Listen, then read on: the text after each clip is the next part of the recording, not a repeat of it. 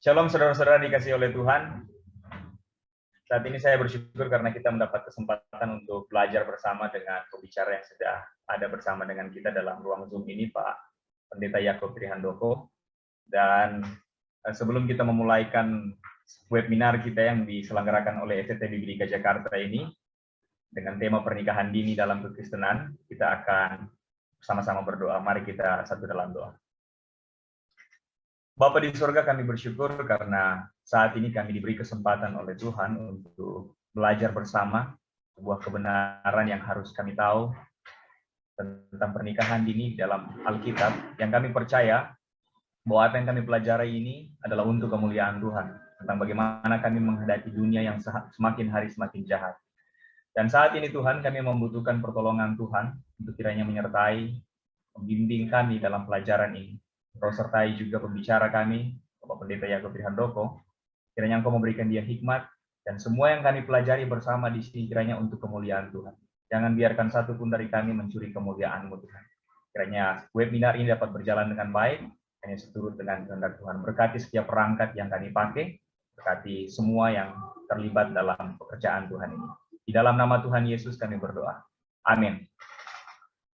Ya, saudara-saudara, jadi ini ada rundown acara, dan kita akan mengikuti rundown yang sudah tersedia di layar ini. Pak Oki mungkin boleh bagikan untuk kita. Jadi saya akan memberikan rundown acara yang akan kita ikuti. Kemudian saya akan memberikan perkenalan untuk pembicara kita. Jadi ada profil untuk pembicara kita, dan juga ada tata tertib untuk webinar yang akan kita ikuti. Ya, jadi ada salam pembuka dan doa, kemudian ada kata sambutan dari ketua panitia, tata tertib, dan info webinar, serta perkenalan pembicara.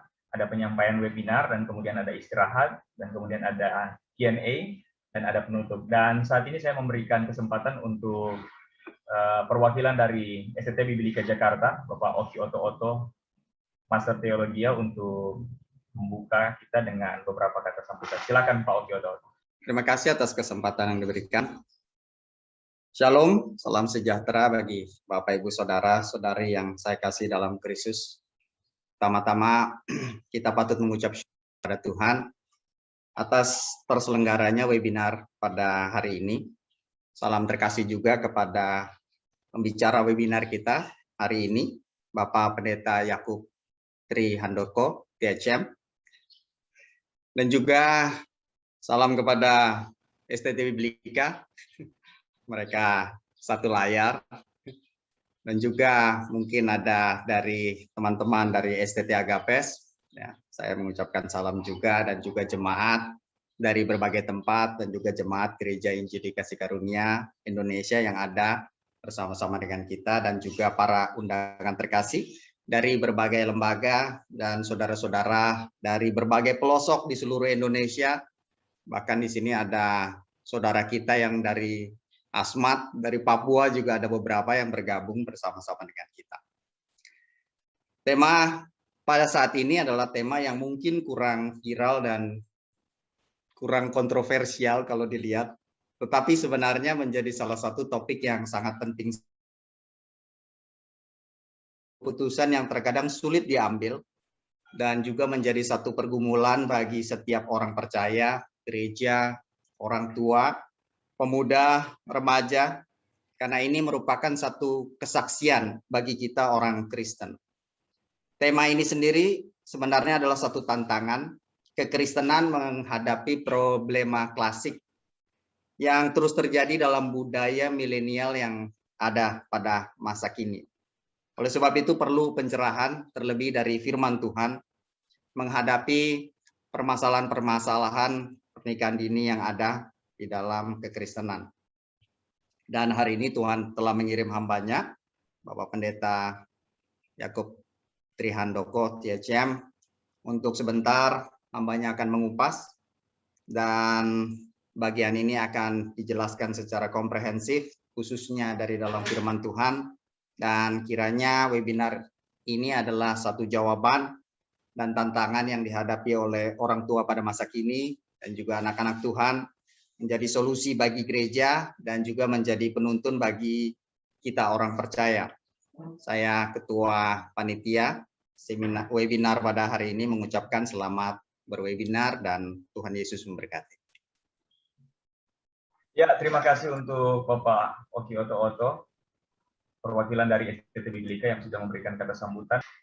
Ya, setelah ini saya kemudian akan membagikan kepada kita profil dari pembicara kita yang rambutnya sangat keren, saya suka rambutnya ini. Ya, Pak Yakub Trihandoko atau sapaannya YTH adalah co-founder dari Gerakan Apologetika Indonesia atau yang disingkat API, dan juga beliau adalah co-founder dari Grace Alone Ministry atau singkatannya GRAMI yang didirikan bersama dengan rekan-rekan beragam denominasi gereja. Bapak Yakub Trihandoko meraih gelar Master of Theology dengan penghargaan lulusan terbaik dari International Theological Seminary Los Angeles, USA. Pak Yakub Trihandoko pernah melayani sebagai dosen tetap, dekan akademis, ketua di STT Injil Abdi Allah sebelum menjadi gembala sidang Reform Exodus Community atau yang disingkat REC. Saat ini Pak Yakub Trihandoko juga aktif mengajar di Sekolah Teologi Awam Reform atau STAR, STT Aletheia Lawang, dan STT Amandeus Surabaya. Selain menjadi dosen STT dan gembala jemaat, Pak Yakub Trihandoko aktif melakukan seminar dan khotbah di berbagai gereja, universitas, dan lembaga Kristen baik di luar dan di dalam negeri, dan salah satunya yang sedang kita laksanakan pada malam ini. Nah, setelah itu saya memberikan kesempatan untuk Bapak Yakub Trihandoko membagikan materi yang sudah disiapkan dengan tema pernikahan dini dalam kekristenan. Waktu dan tempat kami persilakan. Silakan, Pak. Ya, terima kasih Bapak Fandri untuk pengantarnya, perkenalannya. Nah, Bapak Ibu Saudara sekalian, saya mengucap syukur kepada Tuhan karena diberi kesempatan untuk mengisi di tempat ini. Setelah melalui proses pengaturan yang cukup panjang, akhirnya bisa juga saya ada di tempat ini, dan saya bersyukur karena ini kesempatan yang luar biasa yang Tuhan berikan kepada saya. Dan temanya adalah tentang pernikahan dini. Wah, pernikahan dini. Saya pertama kali berpikir mengapa yang diundang saya, apakah karena panitia tahu bahwa saya itu menikahnya terlambat ya. Jadi saya tuh terlambat menikah sebetulnya. Jadi harusnya saya menikah itu jam 3, saya datangnya jam 4. Jadi agak terlambat memang saya menikahnya ya. Apa karena itu kemudian saya diundang untuk memimpin tema pernikahan dini. Dan mungkin kita semua yang mendengarkan ini juga bingung ya, pertama kali lihat brosurnya, wah kok membahas pernikahan dini, apakah tidak terlalu terlambat membahas pernikahan dini? Bukankah sinetronnya sudah lama lewat ya kan, begitu kan? Bahkan bintang filmnya sekarang usianya udah 30 lebih tetap belum menikah kan, begitu ya. Yang tidak tahu judul sinetronnya nggak apa-apa, berarti masih muda ya. Yang sudah tahu berarti ya usianya tebakan saya di atas 40 lah ya. Jadi bintang filmnya sendiri sampai sekarang belum menikah juga, padahal sinetronnya namanya adalah pernikahan dini. Nah, mengapa kita perlu membahas tentang pernikahan dini? Ternyata menurut statistik di Indonesia, terutama di daerah Jawa Barat, pernikahan dini selama pandemi itu meningkat. Iya, benar. Bapak Ibu saudara tidak salah mendengar. Selama pandemi memang pernikahan dini itu meningkat. Itu menurut data dari BKKBN ya. Nah, BKKBN itu yang biasanya menangani kalau ada bencana-bencana di berbagai tempat. Nah, itu mereka yang memberikan bantuan. Bukan ya, itu bukan BKKBN. Oke, jadi nanti cari tahu ya, nggak tahu singkatannya apa, silahkan cari tahu sendiri. Nah, ternyata di daerah Indonesia, terutama di daerah Jawa Barat meningkat. Dan mengapa meningkat? Disebutkan di situ ada 2 faktor. Yang pertama adalah faktor ekonomi. Faktor ekonomi. Jadi beberapa keluarga menghadapi masalah yang sulit secara finansial selama masa pandemi. Sehingga ketika anak gadisnya itu dinikahi orang lain, orang tua itu merasa kayak ada lega banget gitu. Karena satu beban itu sudah lewat gitu kan ya. Jadi satu beban itu sudah tidak ada lagi. Dan itu kadang-kala juga sering kita temukan kan ya pada orang yang ditanya begini, kenapa kamu mau nikah cepat-cepat? Terus jawabannya gini, saya tidak mau membebani orang tua. Berarti kan sekarang dia membebani anaknya orang tua lain kan ya gitu, karena suaminya nanti yang akan menanggung biaya hidupnya gitu. Kelihatannya agak egois juga ya, nggak mau membebani orang tua tapi nanti membebani suaminya gitu kan ya, atau sebaliknya tergantung yang bekerja yang mana gitu. Ternyata ada faktor ekonomi yang membuat orang memaksa diri untuk nikah secara lebih cepat. Lalu juga ada faktor pergaulan. Jadi karena studinya itu online dan kadang-kala internetnya juga nggak bagus amat gitu kan ya. Atau kalaupun internetnya bagus, durasinya nggak bisa panjang-panjang. Jadi akhirnya antar teman sekolah itu sering ketemu, lalu terjadilah pergaulan bebas di situ. Nah, pada saat terjadi pergaulan bebas, terjadi hal-hal yang tidak diinginkan. Ketika orang melakukan free sex, terjadi kehamilan di luar pernikahan. MBA, marriage by accident. Jadi akhirnya mereka memaksa diri untuk menikah karena sudah duluan hamil. Itu menurut data yang saya terima dari situs resmi pemerintah. Makanya menurut saya tema ini yang mungkin sekilas tampaknya ketinggalan zaman justru menjadi tema yang seharusnya dipikirkan karena memang sangat relevan terutama di dalam masa-masa pandemi ini. Nah, saya sudah memberitahukan mengapa tema ini penting. Nah, mungkin kita bertanya-tanya, apa sih yang dimaksud dengan pernikahan dini? Masuknya dini itu apa sebetulnya? Apakah dini ini nama orang atau dini ini berbicara tentang waktu? Kalau bicara tentang orang, kira-kira pernikahan dini itu pernikahan umur berapa? Nah, saya akan memberikan beberapa perbandingan, mirip sekali sih, tapi saya ingin memberikan beberapa data ya yang penting untuk kita. Menurut UNICEF, United Nations Children's Fund, dia mengatakan bahwa pernikahan dini adalah pernikahan yang dilaksanakan secara resmi atau tidak resmi yang dilakukan sebelum usia 18 tahun. Jadi semua pernikahan yang terjadi sebelum 18 tahun itu dikategorikan sebagai pernikahan dini. Nah, Indonesia dulu juga angkanya 18, sempat ditetapkan 18, tapi akhirnya mengalami perubahan. Menurut Undang-Undang Republik Indonesia Nomor 1 Tahun 1974 Pasal 7 Ayat 1 dikatakan bahwa pernikahan hanya diizinkan jika pihak pria sudah mencapai umur 19 dan pihak wanita sudah mencapai umur 16 tahun. Ini tahun 74 ya. Apabila masih di bawah umur tersebut, maka dinamakan pernikahan dini. Jadi perhatikan yang prianya 19, yang wanitanya 16. Menurut UNICEF, walaupun tidak disebutkan gendernya, tetapi kurang lebihnya adalah 19 tahun. Nah, kalau di Indonesia 19 tahun itu untuk yang pria. Karena mengasumsikan bahwa pria itu lebih tua daripada wanita. Asumsi di balik hukumnya begitu. Lalu menurut Undang-Undang Nomor 19 Tahun 2019 ditegaskan ulang bahwa usianya adalah 19 tahun untuk dua-duanya kalau saya tidak salah membaca di sana. Kemudian ada peraturan Mahkamah Agung Nomor 5 Tahun 2019 tentang dispensasi kawin. Jadi kan ada aturannya usianya 19 nih. Tapi kalau misalnya ada yang memaksakan diri boleh mengajukan untuk menikah lebih cepat, tidak sesuai aturan. Ini namanya dispensasi kawin. Nah, ini biasanya diberikan dengan alasan mendesak atau dapat ditunda enggak? Nah, biasanya mendesak ini katanya begitu. Atau perlindungan dan kepentingan terbaik bagi anak dalam perundang-undangan atau hukum tidak tertulis dalam bentuk nilai-nilai hukum, kearifan lokal, dan rasa keadilan yang hidup dalam masyarakat. Maksudnya apa sih? Gampangannya beginilah, saya nggak mau menerangkan detail-detail ya, karena itu istilah-istilah hukum juga.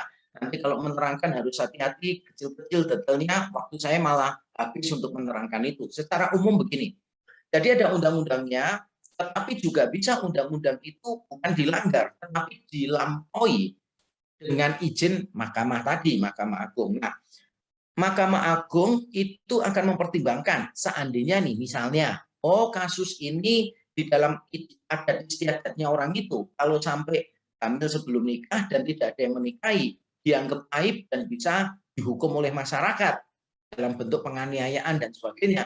Berarti kan perlu dilindungi juga, walaupun salah, tapi perlu dilindungi. Atau kalau dia korban pemerkosaan dalam tanda kutip dan sebagainya, lalu akhirnya ada orang lain yang mau menikahi perempuan ini, ya mungkin diberikan semacam dispensasi. Jadi ada beberapa aturan yang sudah diatur. Tapi sayangnya menurut data 90% dispensasi kawin itu diloloskan. Jadi bagi banyak orang tampaknya dispensasi kawinnya itu diberikannya terlalu mudah. Menurut beberapa pengamat gitu, mereka menganggap loh seharusnya kok begitu ya, harusnya kan agak dipersulit gitu, hanya untuk hal-hal yang tadi tuh memenuhi kriteria tadi. Tapi sekali lagi saya di sini bukan untuk mengurusi aspek legal, saya cuma mencantumkan itu untuk memberitahu kita bahwa memang pengertian pernikahan dini seperti itu. Jadi pernikahan di bawah 19 tahun itu termasuk pernikahan dini, baik untuk laki-laki maupun untuk perempuan. Itu maksud saya dengan memberikan data tadi. Nah, mungkin kita bertanya, mengapa orang melakukan pernikahan dini? Tadi saya sudah menceritakan masa pandemi. Nah, saya ingin menceritakan secara lebih luas sedikit mengapa orang melakukan pernikahan dini. Ada banyak faktor, banyak faktor. Ada yang disebut faktor ekonomis atau faktor finansial. Tadi saya sudah singgung. Ada orang yang menikah ya karena merasa bahwa tidak mau membebani orang tuanya. Orang tuanya mungkin secara ekonomi tidak kuat, dan ada laki-laki yang mau menikahi dia yang secara ekonomi lebih mapan. Lalu dia berkata, why not gitu. Ya sudah, diterima saja.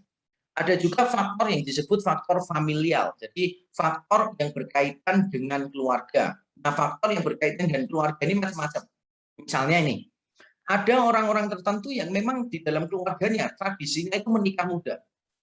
Di jemaat saya juga ada orang yang suka anaknya menikah secepatnya.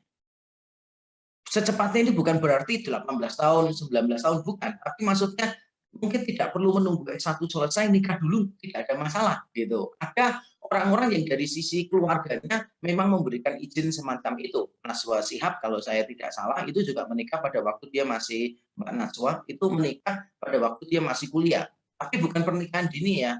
Karena pernikahan dini itu kan di bawah 19 tahun. Nah, saya kurang ingat dia menikah di semester yang keberapa, di ujiannya dia yang keberapa. Tapi ada beberapa orang di dalam keluarganya yang memang kecenderungannya menikahnya cepat begitu, dengan alasan tertentu. Nah, lalu di dalam aspek faktor familial ini juga ada keluarga-keluarga tertentu yang memang tidak harmonis hubungan orang tua dan anak. Orang tua dan anak tidak harmonis. Orang tua mungkin terlalu mengatur, overprotective kepada anak, sehingga anak itu kepengen bebas dari orang tuanya, begitu kan ya. Tapi bagaimana caranya dia bisa bebas dari orang tuanya? Sebab kalau cuma kuliah, masih dibiayai orang tua, wah mesti ditelepon 24 jam, suruh pasang CCTV, bila perlu pakai kamera GoPro di dahinya dia, supaya orang tuanya juga bisa lihat apa yang dia lakukan. Jadi dia memutuskan untuk menikah. Dan pada saat menikah, lagunya bukan deng deng deng deng deng deng deng deng gitu, lagu yang terkenal sekali tapi nggak ada orang yang tahu judulnya apa. Coba di sini ada ya yang tahu judulnya apa itu lagu itu? Judulnya apa? Saya sudah tanya banyak orang, jawabannya itu judul lagunya apa? Dendeng katanya gitu. Jadi lagunya judulnya Dendeng gitu. Karena kan dendeng dendeng dendeng dendeng. Saya bingung, ini lagu pengantar pengantin atau jualan PKL gitu kan ya, yang jualan daging dendeng itu kan. Jadi lagunya dipilihnya bukan dendeng dendeng, tapi dipilihnya sekarang saya sudah bebas, sekarang saya sudah bebas gitu. Karena memang benar-benar bebas dari penderitaan dari pemerintahan orang tua. Ada faktor familial itu menggunakan, mendesak orang untuk melakukan pernikahan dini. Nah, selain faktor finansial, faktor familial juga ada yang disebut sebagai faktor kultural. Faktor kultural itu berkaitan dengan adat istiadat. Jadi bukan masalah malu atau tidak malu, tapi memang adatnya seperti itu. Ada di dalam adat-adat tertentu, begitu menstruasi misalnya, datang bulan ya, orang bilangnya begitu. Nah, pada waktu menstruasi itu sudah langsung dikawinkan. Ada beberapa adat begitu. Walaupun beberapa dikawinkan itu tidak langsung tinggal di rumah dari pasangannya dia, tapi secara legal sudah terikat begitu. Ada beberapa orang yang sudah melakukan hal itu. Beberapa adat juga memegang hal semacam itu. Atau misalnya ini ya, faktor kultural itu begini. Di beberapa tempat, setahu saya di pedalaman Kalimantan ya, itu ada satu desa, gereja kami soalnya punya, jadi salah satunya ada di pedalaman Kalimantan Tengah gitu. Lalu saya dikasih tahu, Pak, tolong diberitahu guru-guru yang dikirim ya Pak ya, beberapa aturan adat. Wah, saya juga pernah ke sana, saya tanya ketua adatnya seperti apa. Nah, ada aturannya begini. Kalau berada bersama dengan lawan jenis, berdua, entah di tempat tertutup atau di tempat yang terbuka, maka kalau ketahuan masyarakat, itu bisa langsung dinikahkan. Saya beritahu para guru misionaris yang kami kirim ke sana, saya beritahu, karena banyak di antara mereka kan perempuan-perempuan juga. Jadi saya kasih tahu. Jadi kalau kamu di sana, pastikan kalau mau mengobrol berdua, cowoknya ganteng ya. Sebab kamu tidak akan menyesal begitu. Tapi kalau misalnya sudah ngobrol, cowoknya tidak ganteng, nggak ada duit begitu kan ya, itu tampaknya kok dari penghakiman datang lebih awal daripada sebelumnya. Jadi memang adat yang semacam itu. Jadi kita melakukan sebuah kesalahan atau melakukan tindakan yang dianggap tidak sopan sehingga dipaksa untuk menikah secara lebih cepat. Itu ada. Itu faktor yang saya sebut faktor kultural. Nah, faktor berikutnya adalah yang disebut faktor sosial. Saya menyebutnya faktor sosial, saya bedakan dengan kultural. Nah, kalau faktor sosial, saya memakai istilah ini untuk begini nih. Kita semua pasti tahu ya. Kapan kawin nih? Gitu. Kapan kawin? Kapan kawin? Wah, orang ditanya begitu tuh sampai stres, benar-benar stres. Saya pernah punya teman itu sampai dia bilang, saya tiap kali pulang rumah rasanya kepingin bunuh diri gitu. Kenapa? Umurnya dia udah 30, selalu tiap pulang rumah selalu ditanya sama orang tuanya, kapan kawin? Kapan kawin? Terus orang tuanya kadang nggak tanya kan, diomongin, Bapak nggak usah tanya-tanya, Ibu nggak usah tanya-tanya kapan kawin, aku nggak suka gitu. Ya, akhirnya waktu dia pulang kampung lagi nggak ditanya, tapi bapak sama ibunya itu pura-pura gendong bayi gini. Aduh cucuku lucunya, aduh cucuku lucunya. Sama aja nggak tanya, tapi itu lebih sakit sih ya gitu. Kelihatannya orang tuanya ini nggak menyadari ya psikologi jomblo ya. Psikologi jomblo itu kasihan banget memang. Jomblo itu mudah baperan gitu ya. Lihat tergandeng aja itu bisa baperan, bisa tiba-tiba itu kayak terharu nangis gitu dan terus berkata kepada Tuhan, Tuhan truk aja yang gede, kotor, ada gandengannya. Masa aku nggak ada gandengannya, iya kan? Wah, mulai baperan, ya kan? Nanti kalau foto Natal cuma dengan pohon Natal itu kan, aduh rasanya kayak Tuhan kapan nih aku foto Natal bukan dengan pohon Natal tapi dengan orang. Wah, gitu. Akhirnya tahun depannya, wah Tuhan jawab doanya. Dia foto bareng Sinterklas ya. Tetap bukan pacarnya ya, tetap bukan pacarnya, tapi kan lumayan orang ya kan, sekarang orang walaupun pakai baju Sinterklas. Jadi ada tekanan secara sosial, ditanya terus kapan kawin, kapan kawin. Saya pernah diminta tolong untuk memberikan konseling, ada hamba Tuhan, dia punya pacar. Ceweknya ini muda banget, usianya cukup jauh lah dari dia. Jadi ceweknya waktu itu kalau saya tidak salah umurnya 19 dan hamba Tuhan ini umurnya sekitar 30 lebih dikit begitu. Nah, ketika saya berjumpa dengan dia, saya tanya kepada yang cewek ini yang bukan hamba Tuhan, saya tanya, kenapa kamu mau menikah sama dia? Gitu. Kenapa kok cepat-cepat mau menikah sama dia? Jawabannya begini, iya karena dia udah tua gitu kan. Jawabannya begitu aja. Iya karena dia udah tua begitu kan ya. Padahal saya tanya, kenapa kamu kan masih muda umur 19, kenapa kamu mau nikah gitu kan? Ya saya sebetulnya nggak siap sih. Cuma ya dia sudah terlalu tua, masuk nunggu lagi dia nanti tambah tua gitu kan ya. Jadi akhirnya dia mau menikah, tapi ya puji Tuhan lah. Akhirnya mereka tidak jadi menikah, tidak jadi menikah. Saya tidak bisa bayangkan seandainya mereka menikah karena dasarnya itu benar-benar nggak kuat gitu. Dan dua orang ini sangat berbeda sekali. Nah, bagaimana kita bisa tahu kita sudah siap menikah? Nanti saya jelaskan di dalam materi selanjutnya. Ini saya cuma menerangkan faktor-faktor yang membuat orang akhirnya melakukan pernikahan dini, yaitu faktor finansial, faktor familial, faktor kultural, dan faktor sosial. Nah, sekarang kita akan masuk kepada bagian yang inti. Kalau yang tadi sebetulnya tidak terlalu penting ya.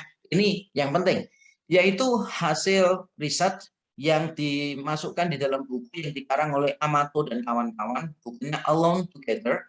Dikatakan pernikahan dini adalah one of the best predictors of divorce. Dengan kata lain, pernikahan dini merupakan salah satu peramal terbaik bagi perceraian. Maksudnya adalah, menurut berbagai macam riset, orang yang menikah di bawah 20 tahun, sebagian besar berakhir dengan perceraian. Yang paling tepat menikah itu adalah di tengah-tengah umur 20-an katanya. Di tengah-tengah umur 20-an itu menurut berbagai macam statistik yang ditata di dalam buku tadi, Dikatakan yang paling pas adalah di antara umur 20-an. Jadi misalnya 25, 24, atau 20 lebih itulah. Pokoknya di atas 20, di bawah 30. Itu katanya adalah umur yang paling banyak menunjukkan pernikahannya tidak berakhir dengan perceraian. Bagaimana dengan di atas 30? Di atas 30 tahun kan berarti lebih matang ya gitu. Wah, kita pikirannya kan kalau lebih matang berarti lebih langgeng. Ternyata tidak. Menurut berbagai macam riset, pernikahan di atas 30 tahun itu justru tingkat perceraiannya lebih tinggi daripada yang menikah di antara 20 tahunan. Mungkin kita bingung gitu, kenapa bisa begitu? Ternyata ada jawabannya. Jawabannya begini, kalau orang sudah di atas 30 tahun, maka pilihannya dia itu tidak banyak. Orang yang dia bisa jadikan opsi pasangan itu tidak terlalu banyak. Karena kan teman-teman sebayanya dia kebanyakan sudah menikah, benar ya? Teman-teman sebayanya dia sudah menikah. Dan kalau mau cari orang yang di atas usia 40 tahun, kebanyakan sudah menikah juga. Jadi teman sebayanya menikah, orang yang lebih tua 1 dekade dari dia sudah menikah juga. Jadi kelompoknya dia itu semakin kecil. Pertemanannya dia, circle-nya dia semakin kecil. Nah, circle yang semakin kecil ini mengurangi kemungkinan untuk menemukan pasangan yang dia rasa sangat cocok, dia memang pilih berdasarkan hatinya dan bisa nyambung. Itu semakin sulit. Nah, tapi karena desakan menikah, harus menikah, akhirnya di antara pilihan yang sedikit itu, dia terpaksa dalam tanda kutip mengambil apa yang dia pikir terbaik di antara yang terburuk. Terbaik di antara yang terburuk kalau menikahnya sudah usia di atas 30 tahun. Nah, saya tidak tahu Bapak Ibu Saudara menikah ini umur berapa ya. Kalau saya melihat hasil statistik itu, wah tidak salah nih. Saya dan istri saya menikah umur 25 gitu. Nggak salah berarti gitu. Di tengah-tengahnya persis gitu. Tapi dulu saya menikah juga bukan karena apa? Karena saya mau berangkat ke Amerika gitu. Terus istri saya tuh bingung kan ya. Yaitu memang wah dia khawatir saya tinggal sendirian. Dan saya sudah ngomong sama dia, memang kamu resikonya kalau punya suami ganteng tuh gitu ya, mudah khawatir gitu kan ya, mudah cemburu dan tidak tenang gitu. Itu bagian konsekuensi ya kalau milih suami yang ganteng dan sedikit terlalu percaya diri. Nah, oke, jadi akhirnya atas permintaan keluarga besarnya, wah karena kan nggak mau kehilangan calon menantu kayak begini kan ya, wah calon menantu yang nyari sempurna, kekurangan saya itu cuma satu ya. Saya kurang tahu kalau saya punya banyak kekurangan. Cuma itu aja kelemahan saya sebetulnya. Cuma satu itu kekurangannya. Nah, akhirnya saya menikah dulu. Dengan pikiran setelah menikah saya ke Amerika, istri saya tinggal di Indo. Nggak tahunya Tuhan buka jalan. Setelah menikah, kami berdua bisa ke Amerika dan bisa sekolah di sana. Bahkan anak saya yang nomor 1 itu lahirnya di Amerika. Begitu ya, puji Tuhan, Tuhan atur semuanya.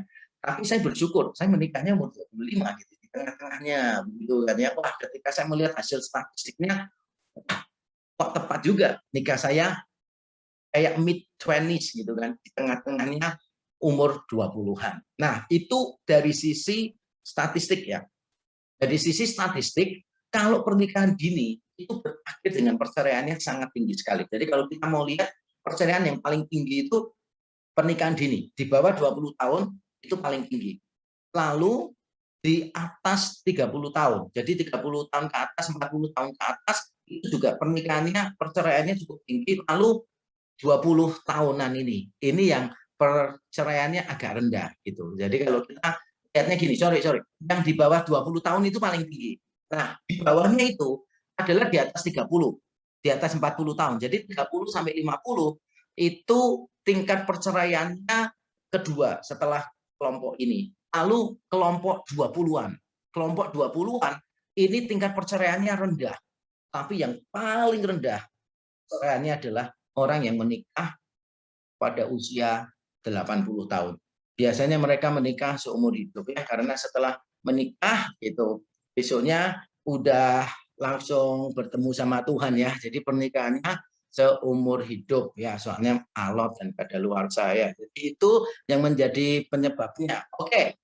Jadi sekarang kita sudah tahu nih, kita sudah tahu secara statistik seperti apa bahwa umur itu memegang peranan bagi kualitas pernikahan. Kalau terlalu muda, bahayanya cukup besar dan sangat besar sekali. Tapi saya mau menegaskan begini, bahwa faktor usia bukan satu-satunya penentu kualitas pernikahan seseorang, bukan penentu kualitas pernikahan seseorang, bukan satu-satunya penentu. Maksudnya begini sih, Bapak Ibu Saudara. Apakah usia itu mempengaruhi kualitas pernikahan? Jawabannya adalah iya, mempengaruhi, tetapi tidak menentukan. Apakah usia ini mempengaruhi, satu-satunya yang mempengaruhi kualitas pernikahan? Jawabannya adalah tidak. Jadi saya mencoba untuk objektif di sini. Saya mencoba untuk objektif mengatakan bahwa memang pernikahan dini menurut survei statistik di lapangan sangat beresiko terjadi perceraian. Tapi saya tidak ingin kita menangkap sesuatu yang keliru di sini. Kita salah paham. Jadi kita berpikir bahwa pokoknya kalau semua pernikahan dini pasti berakhir perceraian, dan kalau pernikahannya itu lambat berarti kualitas pernikahannya bagus. Tidak juga kok. Perceraian juga terjadi di semua kategori. Yang menikah di antara tahun 20-an, misalnya umurnya 20-an, bukan tahun 20-an ya, umurnya 20-an, ada yang menikah terus bercerai enggak? Ada juga. Perceraian terjadi di semua kelompok umur. Dan itu memberitahu kita bahwa age is not everything. It's not the only factor that affects the marriage. Karena perceraian terjadi di semua umur. Bukan satu-satunya yang mempengaruhi. Mempengaruhi tetapi tidak menentukan. Berarti boleh dong pernikahan dini? Ya, tidak dong. Karena kan kita sudah melihat statistik di lapangan gitu. Nah, yang saya maksudkan sebetulnya ini sih. Ini yang saya mau bagikan kepada kita. Kita kalau bicara tentang kesiapan pernikahan, kapan kita siap untuk menikah, maka kita harus mengingat kalimat ini ya. Kalimat ini bagus sekali karena saya sendiri yang buat. Jadi begini, tidak ada usia yang tepat untuk pernikahan. Yang ada hanyalah waktu yang tepat. Waktu ketika seseorang sudah memiliki pengetahuan, keyakinan, dan kesiapan. Saya ulang sekali lagi, tidak ada usia yang tepat untuk pernikahan. Yang ada hanyalah waktu yang tepat. Waktu ketika seseorang sudah memiliki pengetahuan, keyakinan, dan kesiapan. Jadi penekanan saya itu bukan ke arah how old you are. Seberapa tua umurmu? Bukan, that's not my point. Yang saya pertanyakan adalah how ready you are. Seberapa siapkah kita? Kesiapan ini walaupun tidak ditentukan oleh usia, jangan salah paham ya, walaupun tidak ditentukan oleh usia, tetapi dipengaruhi oleh usia. Orang yang berusia 17 tahun misalnya, pasti peluangnya untuk memiliki pengetahuan, keyakinan, dan kesiapan pasti akan sangat minim. Peluangnya pasti sangat kecil. Karena memiliki pengetahuan, keyakinan, dan kesiapan, itu juga butuh waktu, butuh proses. Jadi saya tidak ingin ada orang yang bertanya begini, kalau gitu usia berapa paling pas untuk menikah? Tidak ada usia pas, karena kadangkala ada orang umur 25 tahun, wah ideal, tapi cara pikirnya seperti anak 17 tahun, ya kan? Terlalu impulsif, mikirnya nggak panjang begitu. Tapi ada juga orang yang usianya 20 tahun gitu, tapi benar-benar cara pikirnya tuh dewasa sekali gitu kan ya, kemana-mana pakai batik lengan panjang, pelihara kumis gitu kan, rambutnya udah putih duluan dibanding dengan dosen-dosennya begitu kan ya, kemudian celananya celana kain gitu kan ya, yang lebar-lebar yang kalau kena angin itu bisa begini-begini gitu kan ya, sampai membuat bendera itu jadi sungkan gitu karena kipasannya kurang kenceng gitu kan ya. Nah ada juga sih orang-orang tuh yang kayak apa ya, usianya muda tapi wajahnya itu kayak wajah udah tua, penampilannya udah tua gitu kan. Jadi boros, orangnya itu wajahnya boros gitu loh. Jadi dia itu kalau akan camilan itu bukan cuma camilan makanan dia, tapi kalender bekas itu juga dia makan terus. Makanya dia cepat tua, lebih tua daripada orang lain gitu. Ada sih orang yang modelnya gitu, usianya itu 20 tapi ternyata cara pikirnya bukan cuma penampilannya ya, yang penting itu cara pikirnya. Ada juga orang yang penampilannya tua, cara pikirnya kanak-kanak. Ada juga orang yang kayak begitu. Nah, saya maksudkan di sini bukan penampilan ya, tapi apa? Pemikirannya. Jadi kesiapannya secara keseluruhan, kedewasaannya, bukan masalah penampilannya. Ada juga sih orang yang tua tapi penampilannya kayak anak muda gitu kan. Jadi cara pikirnya itu dewasa, tapi penampilannya seperti anak muda gitu kan. Jadi walaupun dia sudah umurnya misalnya ya 25 ke atas gitu, tapi masih suka kemana-mana pakai seragam SMA gitu ya. Kalau gitu ya mungkin perlu periksa ya, kalau itu pasti perlu periksa. Tapi poin saya paham ya saudara ya. Jadi poinnya itu ini bukan cuma masalah usia gitu, bukan cuma masalah usia, tapi masalah waktu. Waktu kita ini sudah memiliki 3 hal tadi enggak? Jadi sebelum kita menikah, pastikan kita punya 3 hal tadi, yaitu kita punya pengetahuan, kita punya keyakinan, dan kita punya kesiapan. Itu yang akan kita lihat bersama-sama. Tapi ada yang jauh lebih penting daripada 3 hal ini sebenarnya. Cuma saya nggak bahas di sini. Mau tahu kita sudah siap menikah atau tidak, yang paling penting adalah harus ada orang yang mau kita nikahi. Itu lebih penting daripada 3 hal tadi ya. Sebab kalau kita sudah punya 3 hal tadi, tapi tidak ada orang yang mau menikah dengan kita, juga kita nggak akan menikah. Tapi jangan khawatir ya, saya yakin menikah itu panggilan kok. Nanti saya terangkan ya. Salah satu pengetahuan yang kita harus miliki itu menikah itu panggilan. Jadi ada orang yang tanya ke saya, dia cewek usia 30 lebih, terus tanya saya gitu kan ya. Kok jodohku ini siapa ya? Terus saya bilang, kamu pikir aku dukun bisa tahu jodohmu siapa? Ngawur aja. Ini sama-sama batu bukan dukun. Masa kamu tanya jodohnya siapa? Terus dia bilang begini, iya, aku tuh bingung. Sampai sekarang nggak ada cowok yang nembak aku tuh bingung. Terus saya bilang gini, nggak usah takut. Coba aku tanya sama kamu ya. Kamu dipanggil untuk menikah atau untuk salibat? Tahu salibat ya? Salibat itu tidak menikah gitu. Jadi saya tanya dia, kamu dipanggil untuk menikah atau salibat? Terus dia jawab gini, aku sih yakin dipanggil untuk menikah. Ya udah nggak usah bingung. Kalau kamu dipanggil Tuhan untuk menikah, pasti Tuhan akan mengorbankan anaknya yang lain untuk menikahi kamu. Pasti itu. Pasti ya, Tuhan pasti akan mengorbankan anaknya yang lain. Sebagaimana anaknya yang tunggal dia korbankan untuk dosa-dosamu, nanti akan ada tuh anaknya yang lain yang dikorbankan untuk menikahi kamu kan gitu. Terus saya kasih klarifikasi. Yang pasti anaknya itu bukan saya gitu. Supaya dia tidak berharap. Oke. Jadi begini, kita harus mengukur 3 hal tadi ya, harus mengukur 3 hal. Sekarang saya terangkan 3 hal itu secara cepat supaya kita punya waktu untuk tanya jawab ya. Sekarang saya terangkan nih, kira-kira 3 hal itu apa sih penjelasannya? Oke, mari kita lihat. Pengetahuan apa yang kita perlu ketahui sebelum siap menikah? Yaitu gini, kita perlu tahu bahwa pernikahan merupakan institusi yang disahkan oleh Allah sendiri. Ini perlu kita pahami dulu.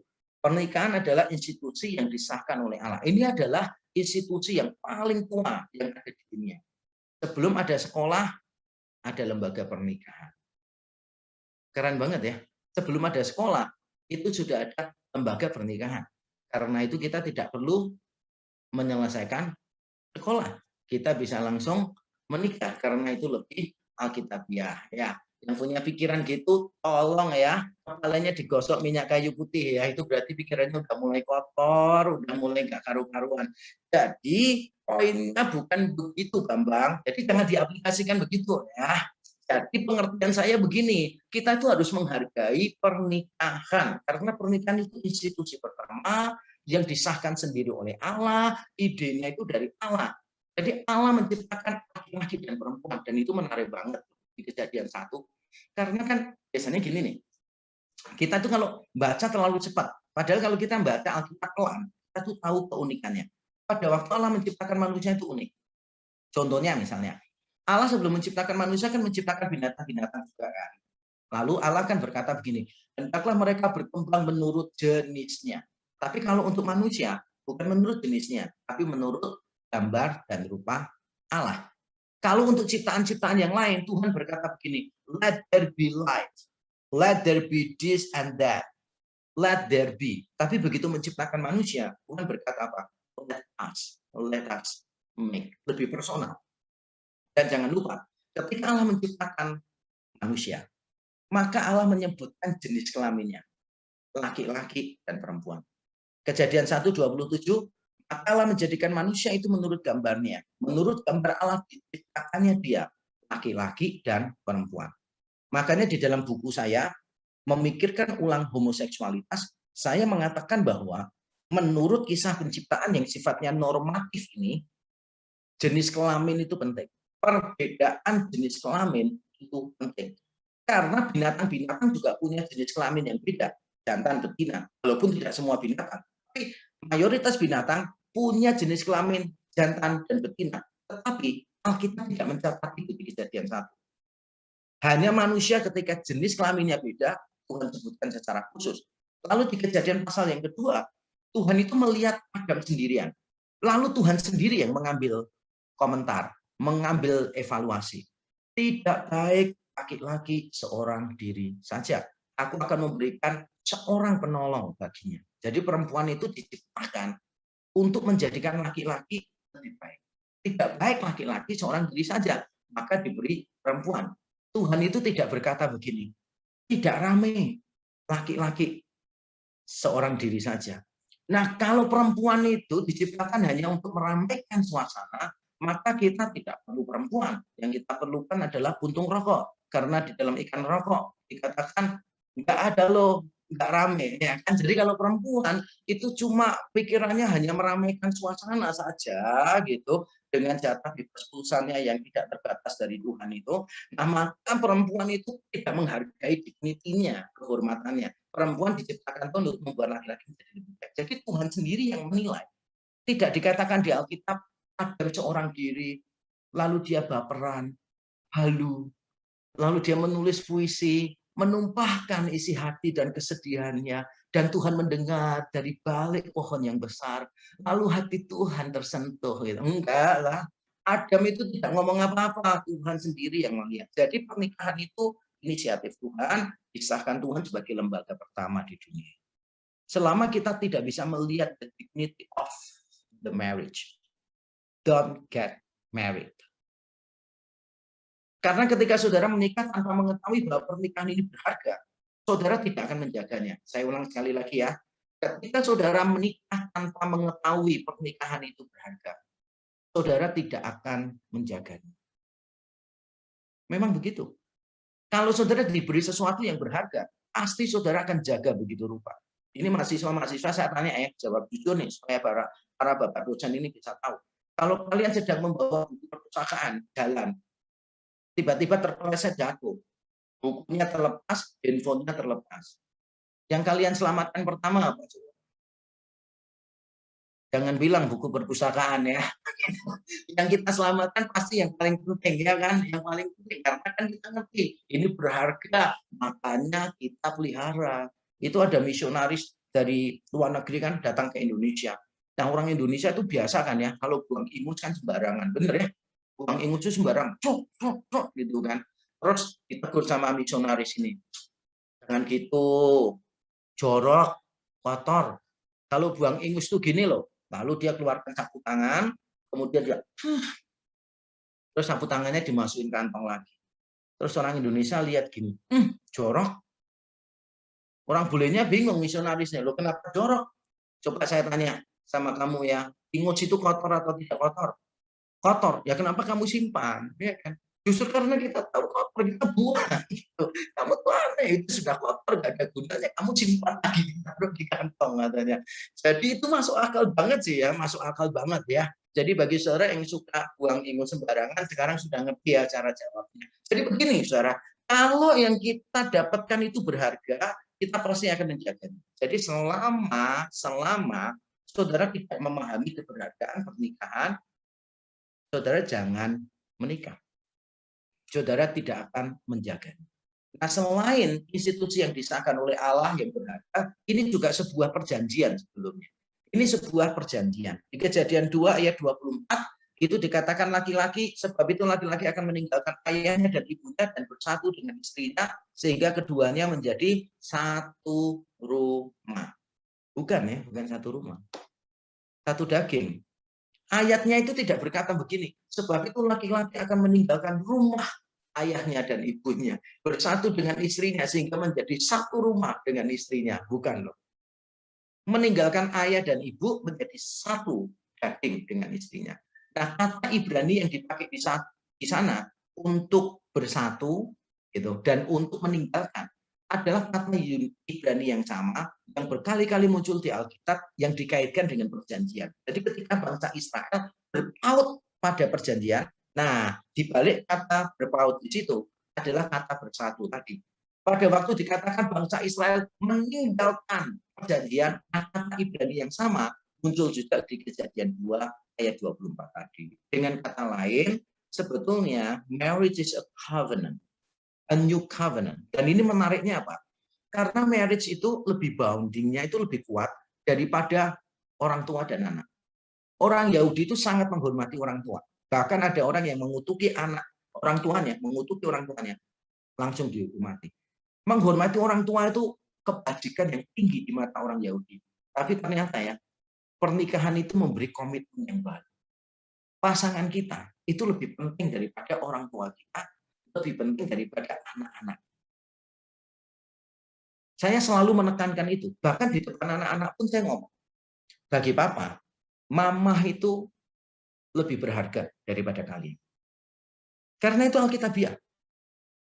Bukan cuma lebih berharga itu karena kalau nggak ada mama, siapa yang menyetrika pakaiannya papa, yang menyuci pakaiannya papa, dan yang membersihkan rumah? Bukan.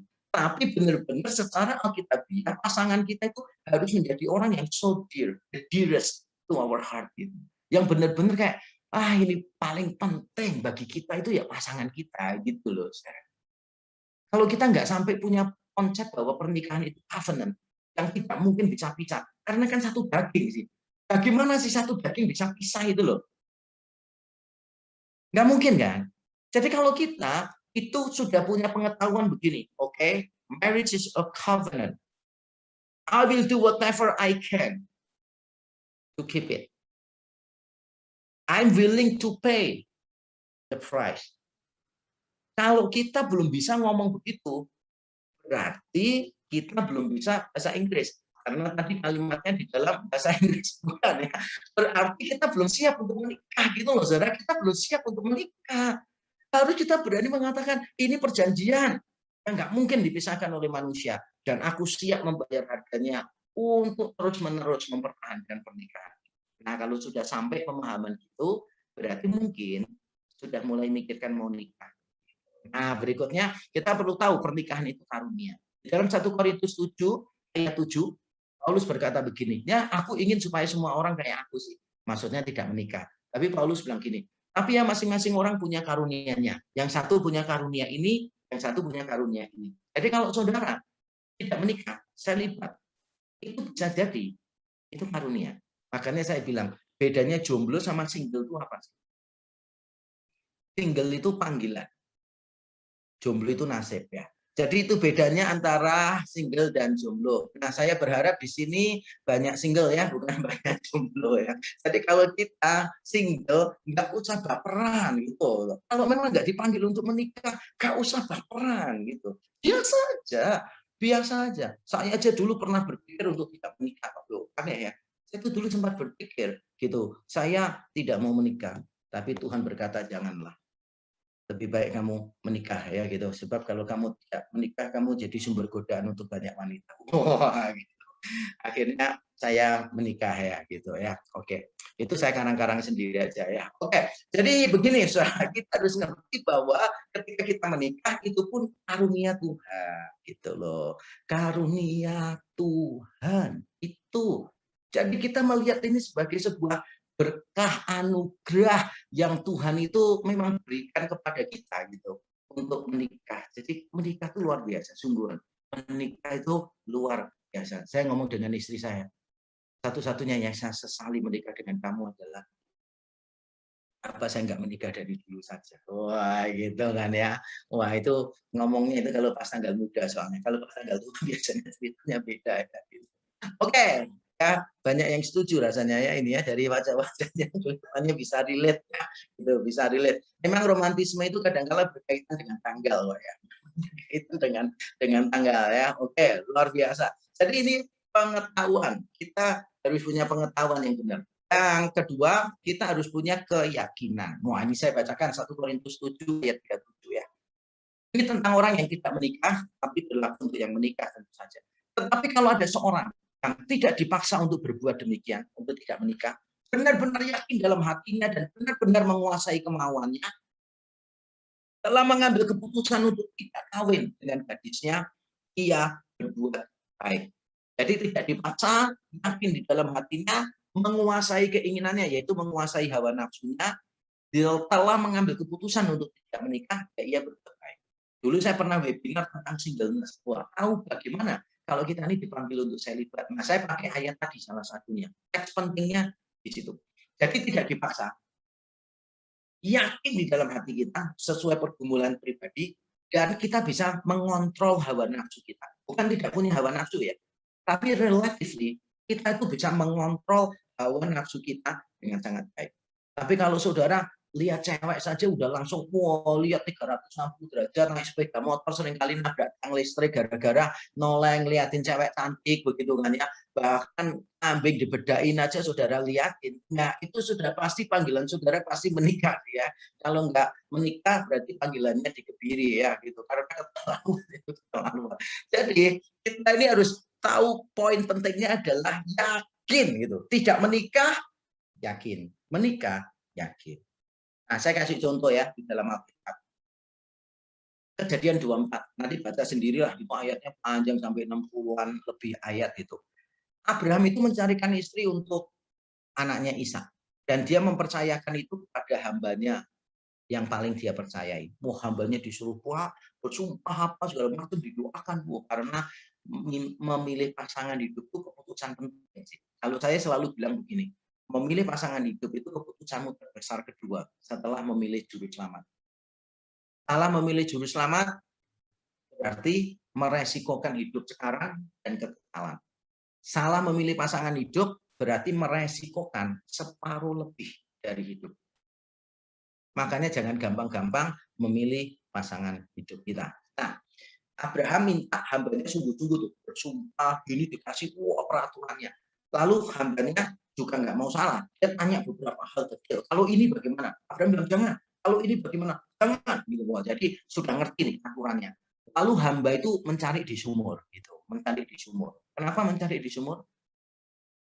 Karena para perempuan zaman dulu itu kumpulnya di sumur. Jam-jam tertentu semuanya kumpul di sumur. Jadi kalau mau cari perempuan, ya cari di sumur. Karena para perempuan itu yang mengambil air untuk keluarganya.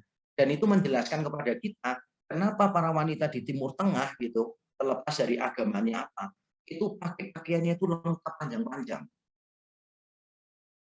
Kenapa? Kalau perempuan itu pakai tank top, laki-lakinya minder. Wah, itu keluar semua ototnya gini kan, karena tiap hari dia ngambil air kan pagi dan sore gitu kan, jadi nge-gym semuanya ototnya gini semua, jadi cowoknya minder, makanya semua disuruh pakai pakaian yang lengan panjang semua gitu kan.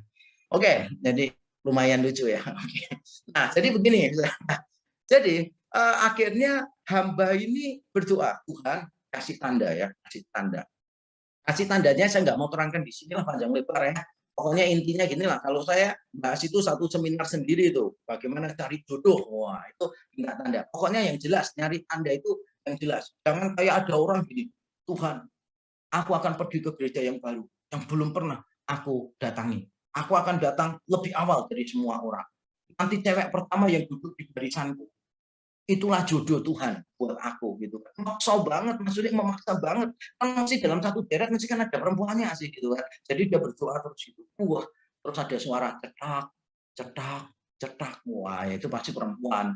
Masuk kuda masuk ruang kebaktian kan nggak mungkin ya kan, itu pasti perempuan. Wah, dia langsung merasa, aduh Tuhan terima kasih jodohku ada di sini. Wah, semakin dekat ke dia gitu kan. Lalu orangnya bilang, Cuk, geser sedikit, Cuk.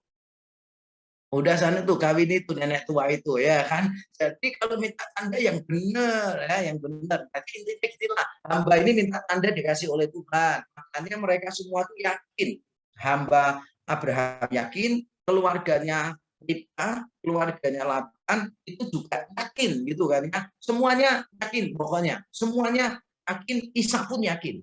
Yakin itu penting. Yakin bahwa pasangan kita adalah yang terbaik dari Tuhan. Kalau kita sudah yakin, ya berarti kita sudah siap untuk melangkah. Tapi yakinnya jangan asal yakin ya, tapi benar-benar digumulkan.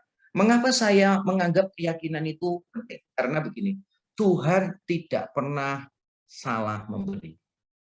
Tuhan tidak pernah memberi kurang dari yang terbaik. Pasangan kita itu pasti yang terbaik dari Tuhan. Terbaik itu bukan berarti paling lucu, paling ganteng, paling cantik, paling apa, bukan. Memilih pasangan hidup itu ada orang yang bilang, dan saya setuju, seperti memilih sepatu. Mungkin sepatu kita itu bukan yang paling mahal, tapi sepatu kita itu yang paling pas, yang terbaik.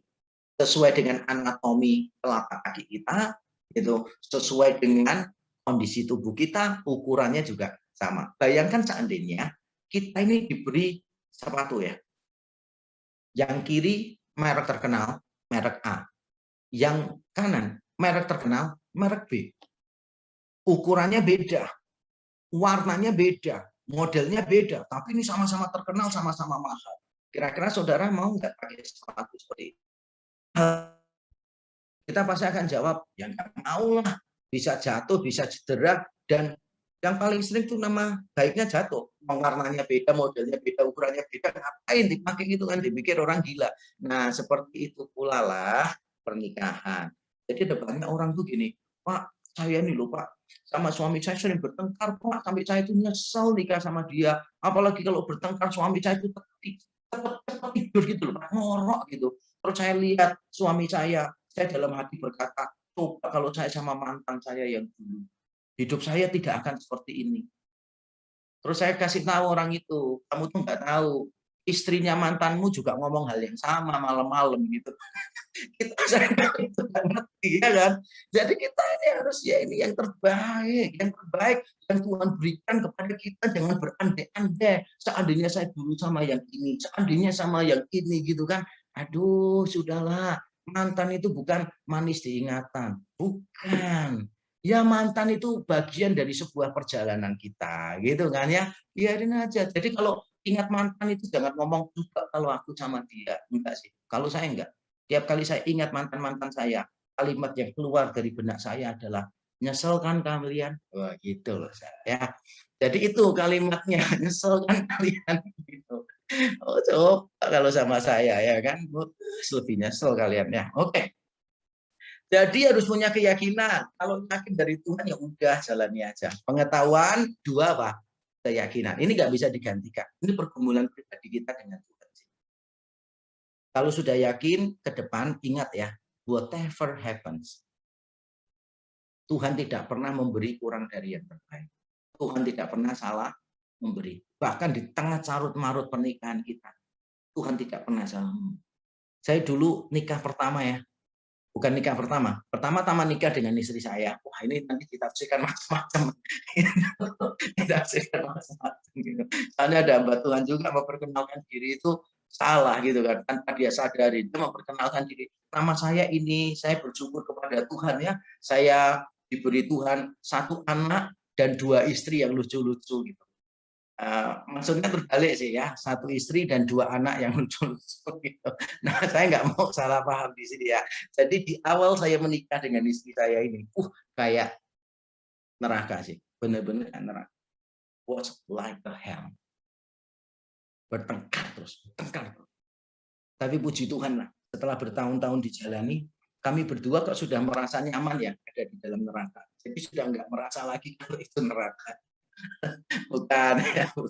Akhirnya bersyukur, saudara. Bersyukur gitu kan. Terakhir beberapa tahun lalu saya ajak makan istri saya tanya, tingkat kepuasanmu dengan pernikahan kita berapa? Oh, istri saya bilang 95. Itu banyak loh 95. Saya kasih istri saya 90. Terus saya agak enak hati. Oh, 95 kok kamu 90. Loh, jangan salah. aku kasih kamu 100, cuma kan aku harus bayar per 10-an, jadi kan dipotong 10, akhirnya kamu dapatkan cuma 90, itu sudah termasuk saya hitung potong per 10-an gitu kan. Nah, bersyukurlah dengan berlalunya waktu dan sebagainya, Tuhan proses dengan anugerahnya gitu kan.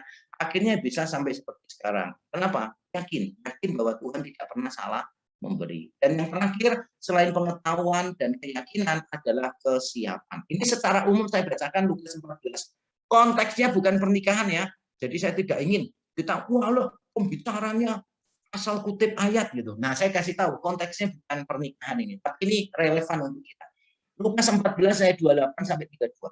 Sebab siapakah di antara kamu yang kalau mau mendirikan sebuah menara tidak duduk dahulu membuat anggaran biayanya, kalau cukup uangnya untuk menyelesaikan pekerjaan itu, supaya jikalau ia sudah meletakkan dasarnya dan tidak dapat menyelesaikannya, jangan-jangan semua orang yang melihatnya mengejek dia sambil berkata, orang itu mulai mendirikan, tetapi ia tidak sanggup menyelesaikannya.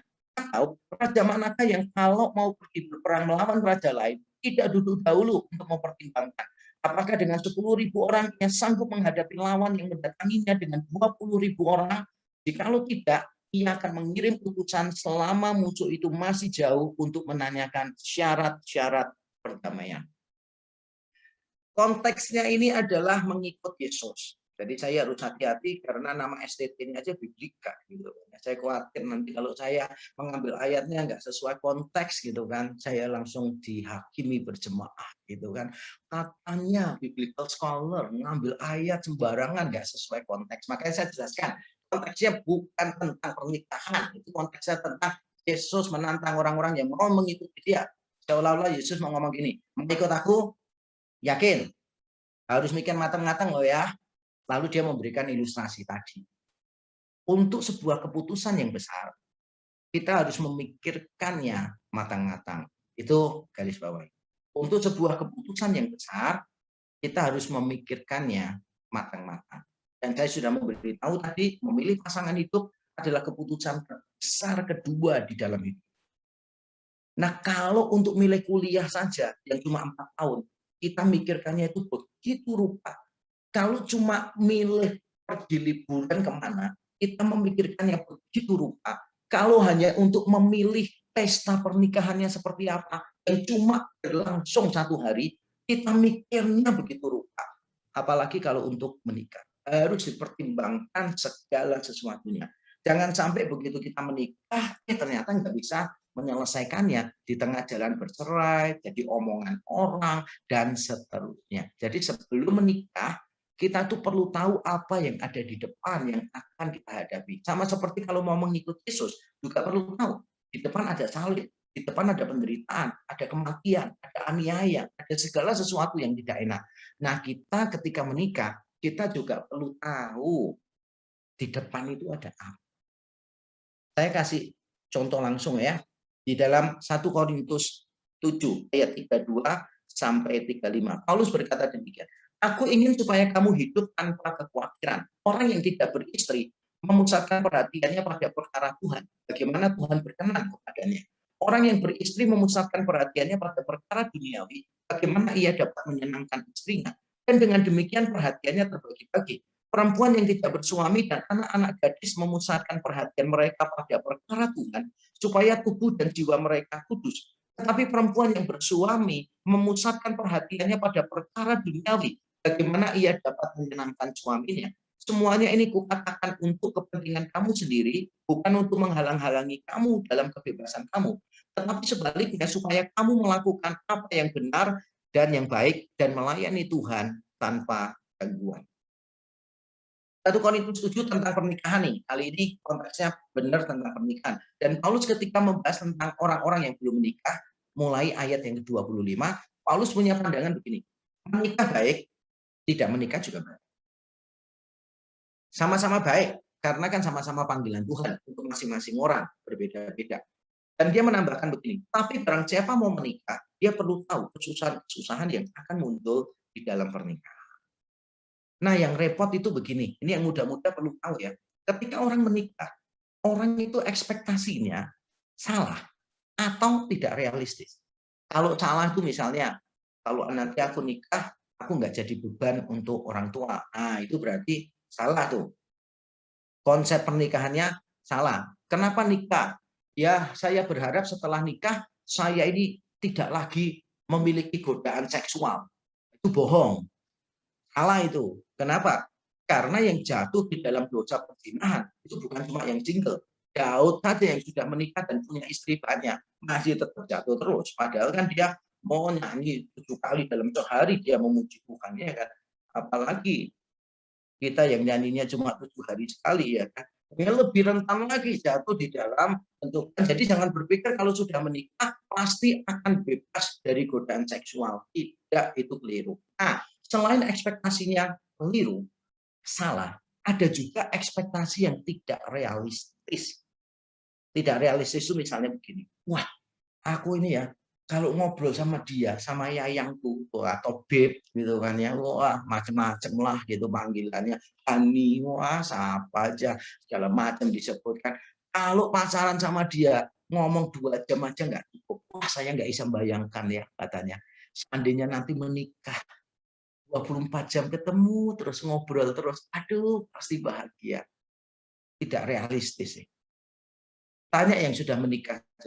Setelah ketemu terus,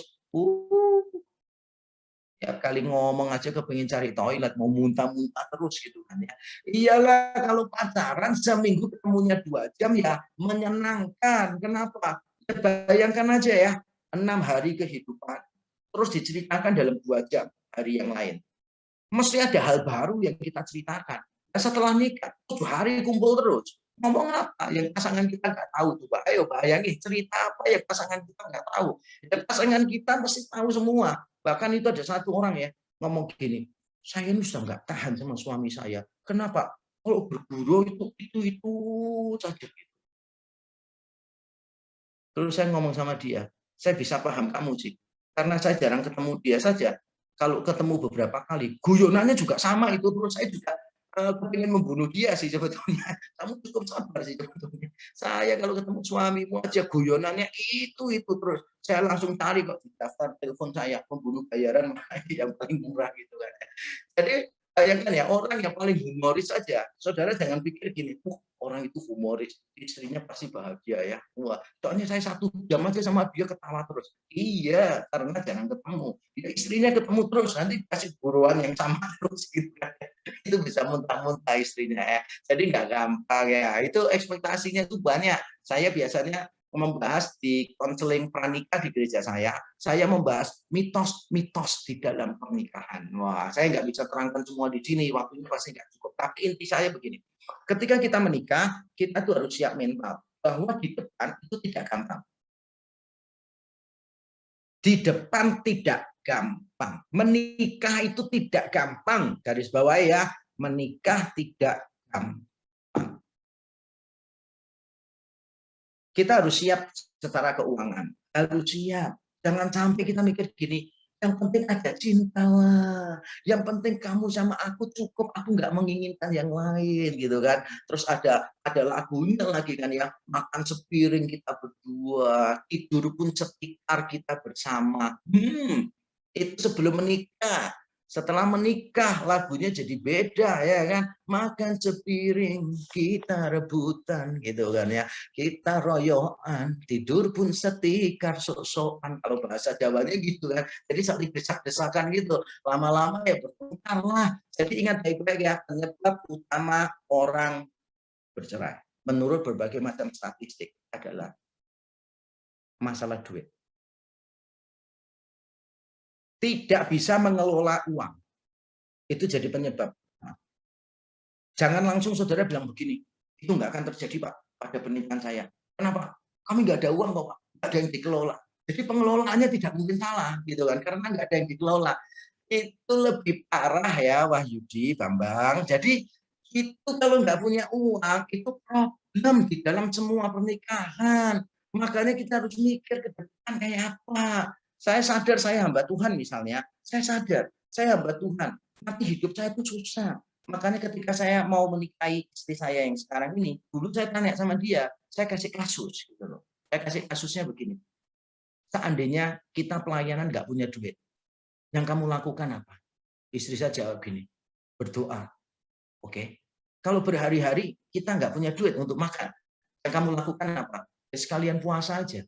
Terus saya tanya sini, kalau berminggu-minggu nggak punya duit, nggak bisa makan, bagaimana? Kita udah puasa nggak kuat. Terus dia jawab gini, ya udah, paling kan mati kan di dalam pelayanan. Nggak apa-apa. Wah, begitu saya dengar jawaban istri saya gitu ya, Roh Kudus langsung berkata kepada saya, bungkus wanita ini bisa kamu siksa seumur hidupnya gitu. Lalu saya ajaklah dia menikah gitu, dan puji Tuhan, saudara, dalam pelayanan saya awal-awal itu banyak masalah, banyak kendala, berapa kali nggak bisa makan, nangis, berlutut di hadapan Tuhan gitu kan ya. Dulu begitu pelayanan saya nggak punya duit, anak saya nggak bisa minum susu dan sebagainya, saya pergi pelayanan gitu. Saya cuma punya uang sedikit untuk berangkat naik bis keluar kota. Saya bahkan nggak punya uang untuk beli minum di perjalanan. Bayangkan seandainya saya pergi pelayanan keluar kota, setelah saya khotbah, gerejanya ternyata gereja kecil, nggak memberi saya persembahan, kasih.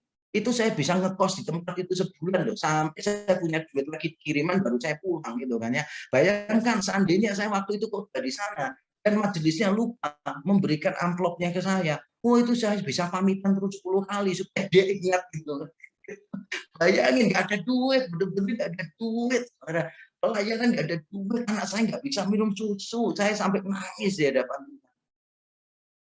Nggak bisa makan dulu, momen-momen kayak begitu. Tapi saya bersyukur ya, istri saya itu menepati janjinya. Dia tidak minta orang tuanya, dan istri saya itu bukan tipe yang suka kasih sinyal-sinyal ke jemaat. Ini banyak hamba Tuhan di sini, calon hamba Tuhan, saya beri nasihat yang baik. Jadi jangan suka memberi sinyal-sinyal, mengemis secara halus gitu kan kepada jemaat, menceritakan kita lagi ada kebutuhan, jemaat tolong bantu doa ya gitu.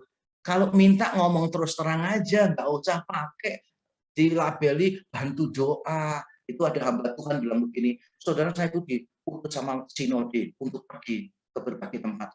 Dan saudara tahu, sinode kita kalau ngutus saya, nggak pernah ngasih duit. Tapi Tuhan itu selalu menyediakan untuk saya. Saudara.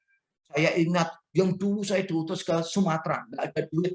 Sehari sebelumnya ada orang Tuhan gerakan ngasih saya duit pas dengan harga tiket pulang pergi.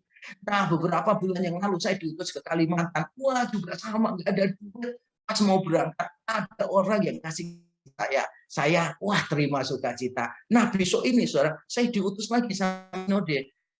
Dan saya nggak ada duit sampai sekarang. Saya berangkatnya masih nanti sore. Saya percaya siang ini itu akan sedia. Terus sih, siangnya jemaatnya yang mendengarkan kasih duit karena kasihan. Itu pengemis rohani sih menurut saya. Mentalitasnya pengemis sih. Sungguhan. Gembala senior saya dulu, Bapak Ishak Lio Lewi Santoso Almarhum, selalu mengajarkan, kalau butuh apa-apa berlutut, minta sama Tuhan. Dan saya bersyukur sampai detik ini. Sampai detik ini. Saya tidak pernah minta orang untuk kebutuhan. Dan sampai detik ini saya bersyukur. Saya dan istri tidak pernah cerita ke orang-orang. Kami butuh ini, butuh ini, butuh ini, butuh ini. Memberi sinyal supaya orang lain tahu dan memberi. Tidak pernah. Saya bersyukur. Tuhan baik. Menjaga hati saya dan istri saya. Walaupun saya itu dijanjiin banyak orang kaya, minta apa aja dikasih, minta apa aja dikasih. Tapi saya bersyukur istri saya itu enggak pernah. Dia selalu bilang, Pak, kalau orangnya janji, enggak langsung diiyakan. Kalau dia 2 kali menawarkan, berarti dia sehat. Kalau dia cuma sekali, berarti dia iseng, tidak usah di follow up. Dan saya bersyukur.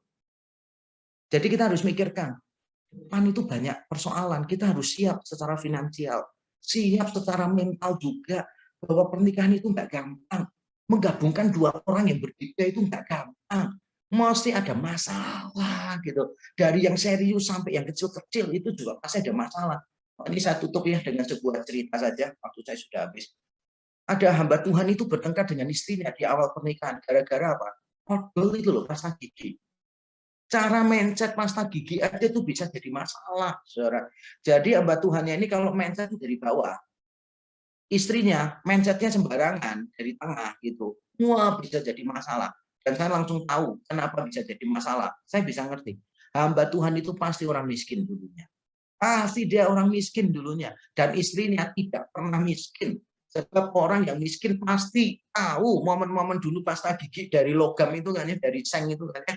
Jadi kita ini mesti mindsetnya dari bawah gini kan, terus gitu, jangan sampai ada yang ketinggalan gitu kan ya. Setelah itu kan kita gigit-gigit gini kan ya, gigit-gigit gini gitu supaya benar-benar nggak ada yang sisa gitu kan ya. Yang miskin katakan amin, haleluya. Saya ingat Pak, masa itu kan gitu. Jadi kita gigit-gigit gini, terus setelah gigit-gigit apa? Digulung lagi gitu kan ya. Digulung, digigit lagi gitu kan ya. Setelah nggak bisa keluar sama sekali, digigit-gigit nggak bisa keluar, nanti dipanjangin lagi gitu kan ya. Belakangnya dibuka, dipotong pakai gunting ya, dibuka gini, terus sikatnya diginikan kan ya, terus dibuat sikat gigi, ayo bener atau enggak? Terakhir ketika sudah nggak ada apa-apa, dikasih air, dicampurin cuma untuk kumur-kumur ya kan. Terakhir sampai habis dibuang, ngambil itu genteng atau batu bata yang merah, tumpuk-tumpuk sampai halus gitu kan, terus diambil digini-giniin pakai jari. Jangan bilang nggak tahu, yang pernah miskin pasti melakukan itu, itu yang saya lakukan dulu. Saya bisa cerita karena saya melakukan itu. Nah, orang yang nggak pernah susah, itu mindsetnya sembarangan, gitu loh. Karena bagi mereka, ya kayak gitu itu tuh biasa. Bagi saya enggak. Karena saya pernah susah, gitu loh. Nah, ada hamba Tuhan bertengkar dengan istri gara-gara apa? Odol, pasta gigi. Makanya, kalau kita sudah siap menderita, sudah siap dikecewakan, sudah siap dilukai, sudah siap dikhianati, berarti kita sudah siap untuk menikah. Selama tidak siap dikhianati, dikecewakan, bertengkar, sengsara, wah berarti belum siap menikah. Kalau gambarannya menikah itu akan masuk pada dunia dongeng, fairy tale gitu kan ya. Wah, istri kita itu seperti seorang peri dan kita seperti seorang pangeran muda yang tampan gitu. Belum siap menikah deh ya. Belum siap menikah. Karena pernikahan itu tidak sungguhan tidak. Banyak tantangan yang ada di depan. Kita perlu punya pengetahuan, keyakinan, dan kesiapan. Tuhan memberkati kita. Saya kembalikan pada moderator kita, Pak Fandri, silakan. Ya, puji Tuhan, terima kasih Pak Yakub untuk materi yang sudah dibawakan. Jadi saya yakin setelah mendengar materi ini, yang sudah menikah akan semakin kuat, dan yang belum menikah akan semakin takut. Ya. Dan terima kasih untuk pembicara kita yang sudah membawakan materi. Menurut kesaksiannya, pernikahannya telah membawa kesedihan pada banyak wanita. Ya. Ya, dan seperti yang sudah disampaikan tadi, jadi saat ini akan diberikan waktu untuk 5 menit istirahat. Jadi pukul 18.23 sampai pukul 18.28 kita akan lanjut lagi. Jadi 5 menit istirahat. Dan saya berharap teman-teman yang mau memberikan pertanyaan mengingat, jadi kalau ada tadi yang terlambat, mengingat bahwa pertanyaan diberikan melalui chat. Jadi saudara bisa chat ke ruang chat yang tersedia, dan kami akan membacakan pertanyaan dalam 5 menit ke depan, dan Pak Yakub akan memberikan jawaban terkait pertanyaan-pertanyaan yang ada. Jadi sekali lagi, pertanyaan diberikan lewat chat, tidak ada pertanyaan langsung. Saudara-saudara bisa berikan di chat yang tersedia, dan pertanyaan akan dibacakan oleh saya selaku moderator. Jadi ini waktu istirahat, dan kalau ada yang mau bertanya, silakan buka ruang chat saudara dan berikan pertanyaan saudara di ruang chat yang tersedia. Terima kasih. Adakah yang kamu miliki yang tidak kamu terima dari Tuhan? Itu pertanyaan penting. Adakah yang kamu miliki yang tidak kamu terima dari Tuhan? Kalau kita mengatakan bahwa hidup kita itu adalah pemberian Tuhan, kenapa kita sulit untuk mengatakan bahwa seluruh di dalam hidup adalah pemberian, termasuk jodoh kita? Kalau kita mengatakan bahwa hidup ini pemberian Tuhan, dan 1 Korintus 4 ayat 7 mengatakan tidak ada satu pun yang kita miliki yang bukan dari Tuhan. Mengapa sulit bagi kita untuk mengatakan jodoh itu memang dari Tuhan? Dan kalau kita melihat Alkitabnya, tampaknya memang mengarah ke sana. Contoh, Adam tidak minta, tapi Tuhan yang memberikan. Dan ketika Tuhan memberikan, Tuhan itu tidak memberikan beberapa perempuan. Lalu dia tanya ke Adam, kamu pilih salah satu deh. Nanti yang lain, yang tidak kamu pilih ya dibiarin aja, nanti jadi tanah liat, kena hujan, nanti kan jadi tanah liat lagi. Kalau yang kamu pilih, baru nanti tak embusi nafasnya. Kan tidak sih. Tidak memberi Adam pilihan loh. Langsung dikasih Hawa. Dan ketika dikasih Hawa, Adam langsung, wah ini dia tulang dari tulangku, dagingku, wah bahagia banget Adam. Bayangkan seandainya dikasih sama Tuhan, Adam Adam surprise. Begitu buka, Adam tanya sama Tuhan, ada yang lain ya kok ini gitu kan ya? Enggak kan? Jadi Tuhan yang memberikan Hawa kepada Adam. Dan kalau kita melihat kejadian 24 yang tadi saya sudah sampaikan ya, kejadian 24 yang sudah saya sampaikan bagaimana Abraham mencarikan jodoh untuk anaknya yang bernama Ishak mendapatkan Ribka. Kita tahu bersama Tuhan bekerja di situ. Abraham berdoa supaya hambanya ini dipimpin oleh malaikat Tuhan. Hambanya berdoa minta tanda kepada Tuhan dan semuanya terjadi. Masakan kita masih ragu untuk mengatakan bahwa jodoh itu adalah dari Tuhan. Nah, tapi ketika saya mengatakan jodoh itu dari Tuhan, pemberian Tuhan, bukan berarti kita pasif ya. Bukan berarti kita tidak memakai akal budi kita. Bukan berarti kita itu kayak sembarangan milih pasangan. Karena ada orang Kristen itu yang sembarangan milih pasangan. Nyari jodoh itu tutup mata gitu kan. Buka Alkitab nunjuk ayat sembarangan. Begitu nunjuk ketemunya Hosea 1 ayat 2. Gila, kawinilah perempuan sundal dan peranakkanlah anak-anak sundal. Kapok ya kan. Iya, pakai akal budi kita dong. Pergumulan kita. Kan Abraham di kejadian 24 memberi kita contoh. Gitu loh. Jangan mengambil dari perempuan Kanaan. Jangan mau kalau Ishak itu pergi ke tanah kelahirannya. Kenapa? Karena itu bertabrakan dengan Alkitab. Bertabrakan dengan firman Tuhan lebih tepatnya. Karena Tuhan sudah berkata kepada Abraham, kepada kamulah aku berikan negeri ini. Jadi kalau sampai keturunan Abraham mengawin dengan penduduk Kanaan, akhirnya tinggal di Kanaan, itu bukan karena pemberian Tuhan dong Kanaannya, tapi karena usaha sendiri. Nah kalau misalnya Ishak itu nyari jodoh, orangnya nggak mau dibawa ke tempatnya Abraham, Ishak harus kembali ke tempat leluhurnya. Bukankah itu bertabrakan dengan firman Tuhan? Kejadian 12 kan Tuhan berkata, pergilah, tinggalkan sanak keluargamu, negeri leluhurmu. Jadi Abraham itu ngerti kalau cari jodoh tuh ya ada aturannya dari Tuhan, jangan ditabrak. Lalu ada pergumulan kita, keseriusan kita untuk mencari dengan baik. Abraham itu sampai minta hambanya bersumpah.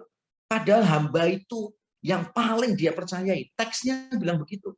Tetap oleh Abraham diminta untuk bersumpah supaya hambanya ini tidak salah, tidak melanggar apa yang dia sudah gariskan. Bahkan Abraham mendoakan hambanya ini. Jadi kalau kita mencari jodoh, satu harus sesuai dengan firman Tuhan ya. Harus seiman misalnya, harus beda jenis kelaminnya. Imannya sama, jenis kelaminnya beda. Jangan tertukar. Jenis kelaminnya sama, imannya beda. Itu parah banget, itu menukar firman Tuhan. Jadi kalau sudah ada aturannya, ya udah diikuti aja. Dan harus serius bergumul dengan Tuhan, jangan sembarangan gitu. Karena beberapa orang Kristen itu saya tanya, kamu cari jodoh yang kayak apa? Ah, terserah aja Pak, pokoknya beda jenis kelamin, dia mau sama saya dan dia masih hidup, bagi saya udah cukup sih Pak gitu.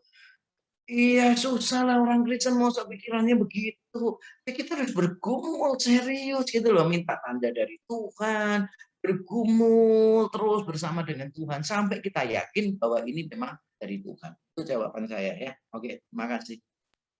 Ya, terima kasih Pak Yakub. Kita masuk ke pertanyaan kedua. Apakah kelemahan dalam pernikahan Kristen adalah bagian dari propaganda iblis atau dari kita sendiri, Pak? Ya, bagaimana persoalan kelemahan dalam pernikahan Kristen itu propaganda iblis atau dari kita sendiri?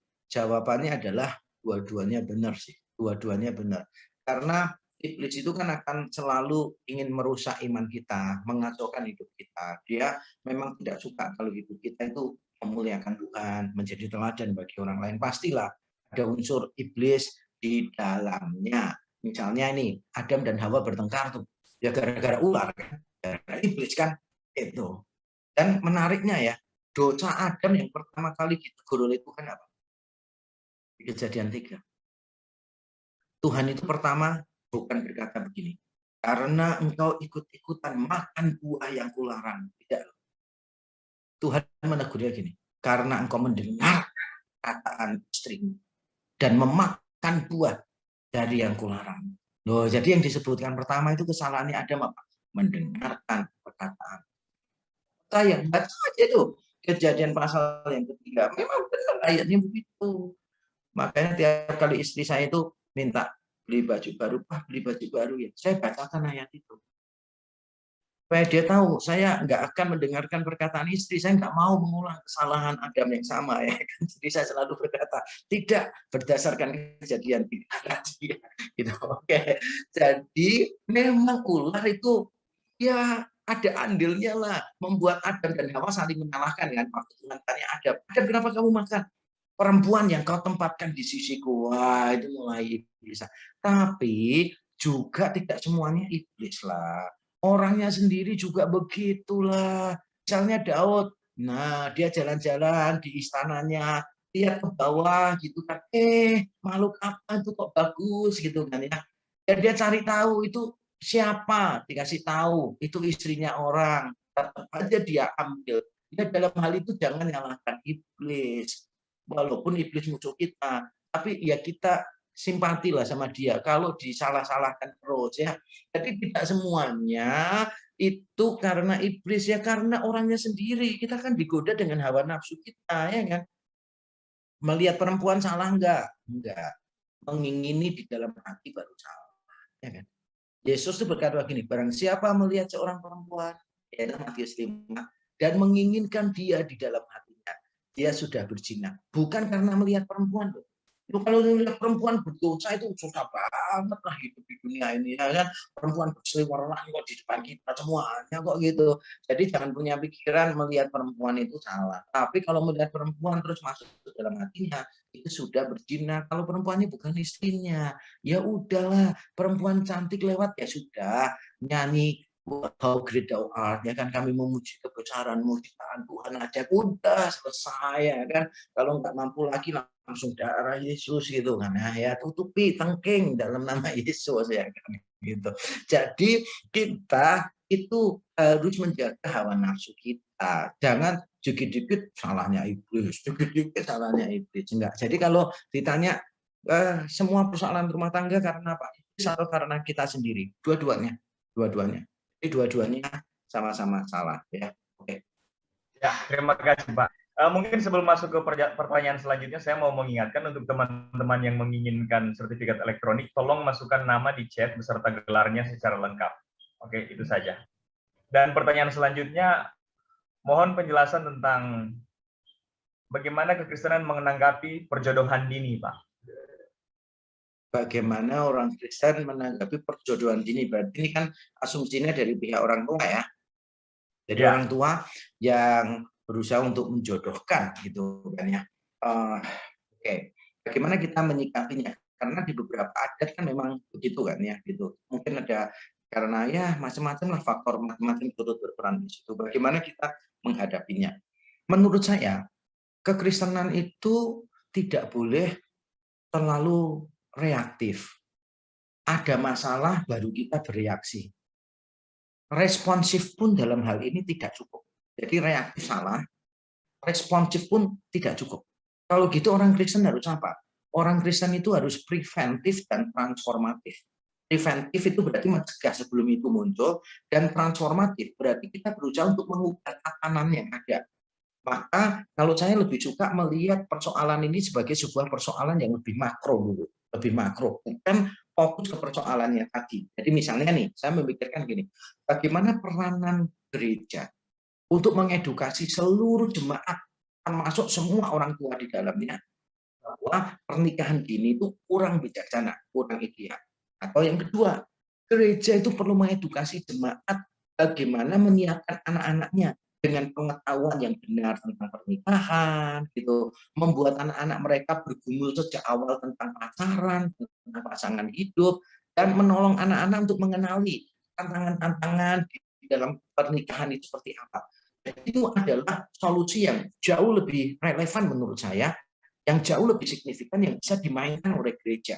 Nah, kalau di dalam khotbah gereja itu dinyatakan seperti itu, terus-menerus diajarkan melalui pertemuan-pertemuan atau seminar-seminar pasutri, otomatis kan kita mengedukasi orang tua yang ada di jemaat itu kan.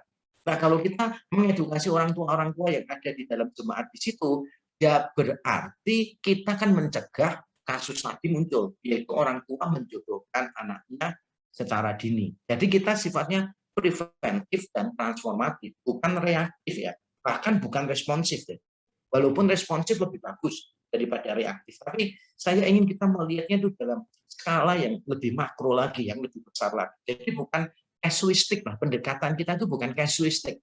Ada case ini kita menyikapi ini, bukan. Tapi kita menetapkan tatanan yang baru dalam budaya kita.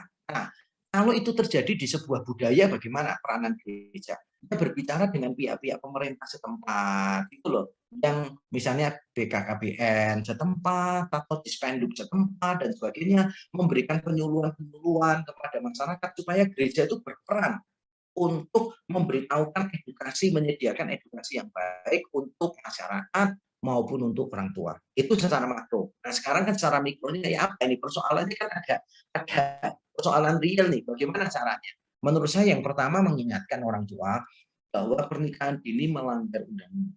Itu dulu aja. Jadi kita mainnya memang main pada level yang legal, yang tertulis, yang seperti saya sudah tampilkan di slide-slide yang awal tadi. Jadi ada Undang-Undang tahun 74, ada Undang-Undang tahun 2019 dan sebagainya.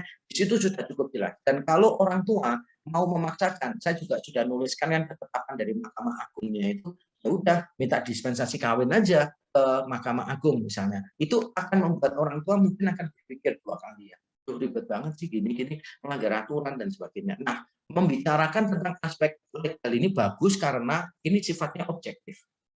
Jadi pertikaian orang tua dan anak itu tidak terlalu tajam karena ini bukan masalah like to dislike, tapi ini masalah rule, masalah peraturannya, legal rule-nya semacam itu. Jadi tidak punya legal standing lah kalau mau menikah dini bawah 19 tahun, tidak ada standing kecuali kalau minta dispensasi kawin kan ke mahkamah. Tadi saya di bagian awal sekali materi ini. Nah itu pertama, bicarakan tentang masalah hukum. Yang kedua adalah meminta tolong, karena ini kan persoalannya mungkin persoalan adat nih. Jadi mungkin mendekati orang-orang yang dihormati oleh orang tua. Mungkin itu pendeta, mungkin ketua adat, mungkin yang lain, yang bisa diajak berpikir lebih baik.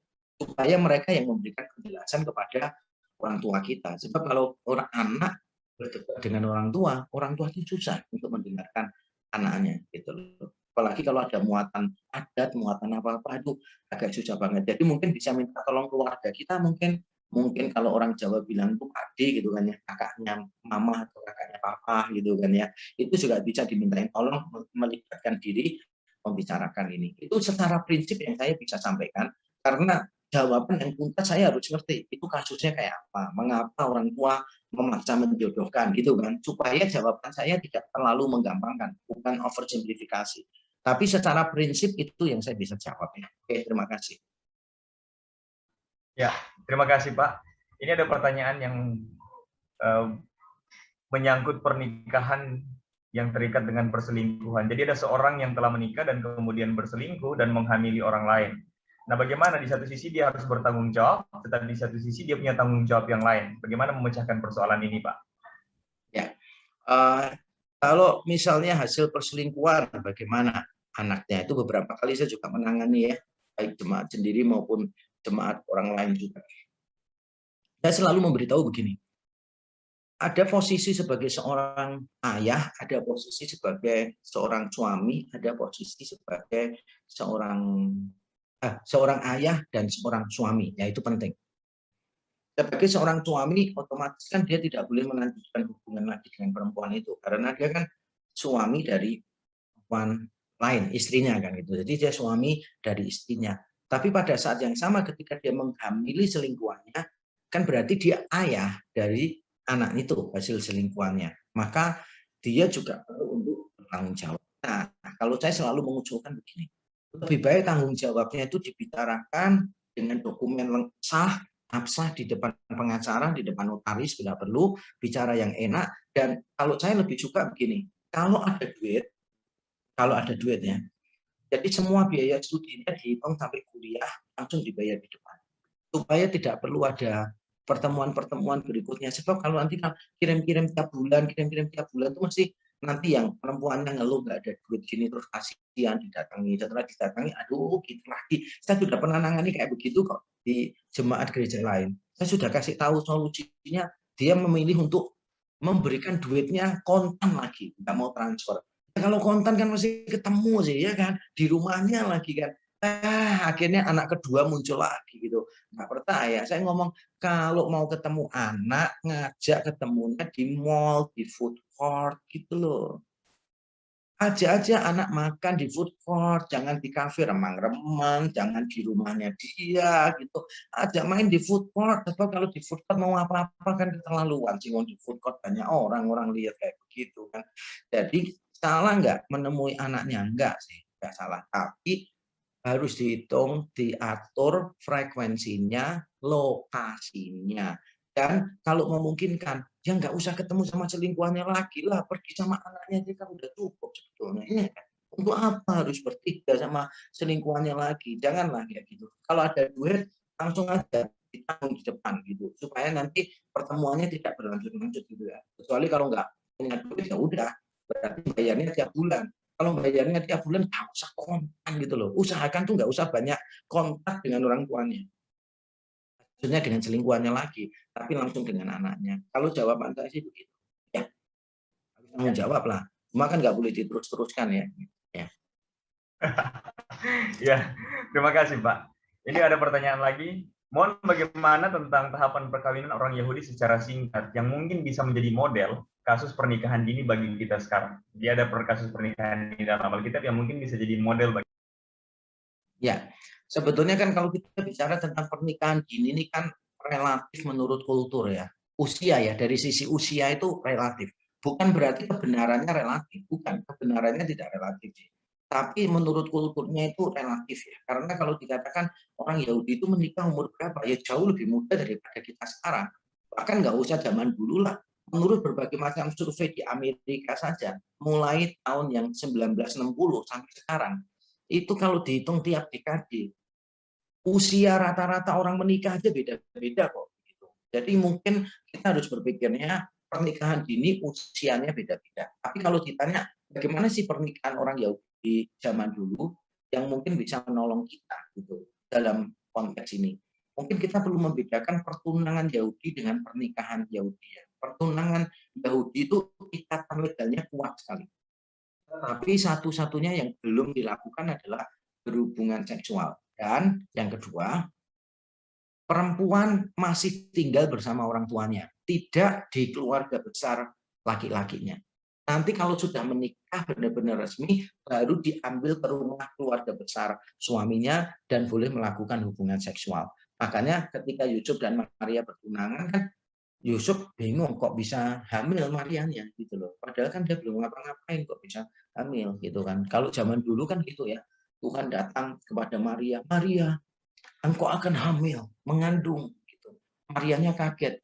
Bagaimana mungkin itu bisa terjadi gitu kan ya. Kalau mungkin zaman sekarang mungkin responnya Maria terlalu kaget gitu ya.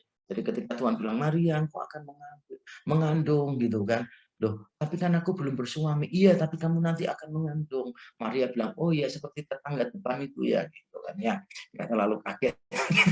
Karena zaman dulu kan pasti kaget kan ya, karena hal-hal semacam itu kan dianggapnya aib banget kan ya, dianggap aib luar biasa. Kalau sekarang sih tidak dianggap aib sih. Jadi maksud saya demikian sih, saudara.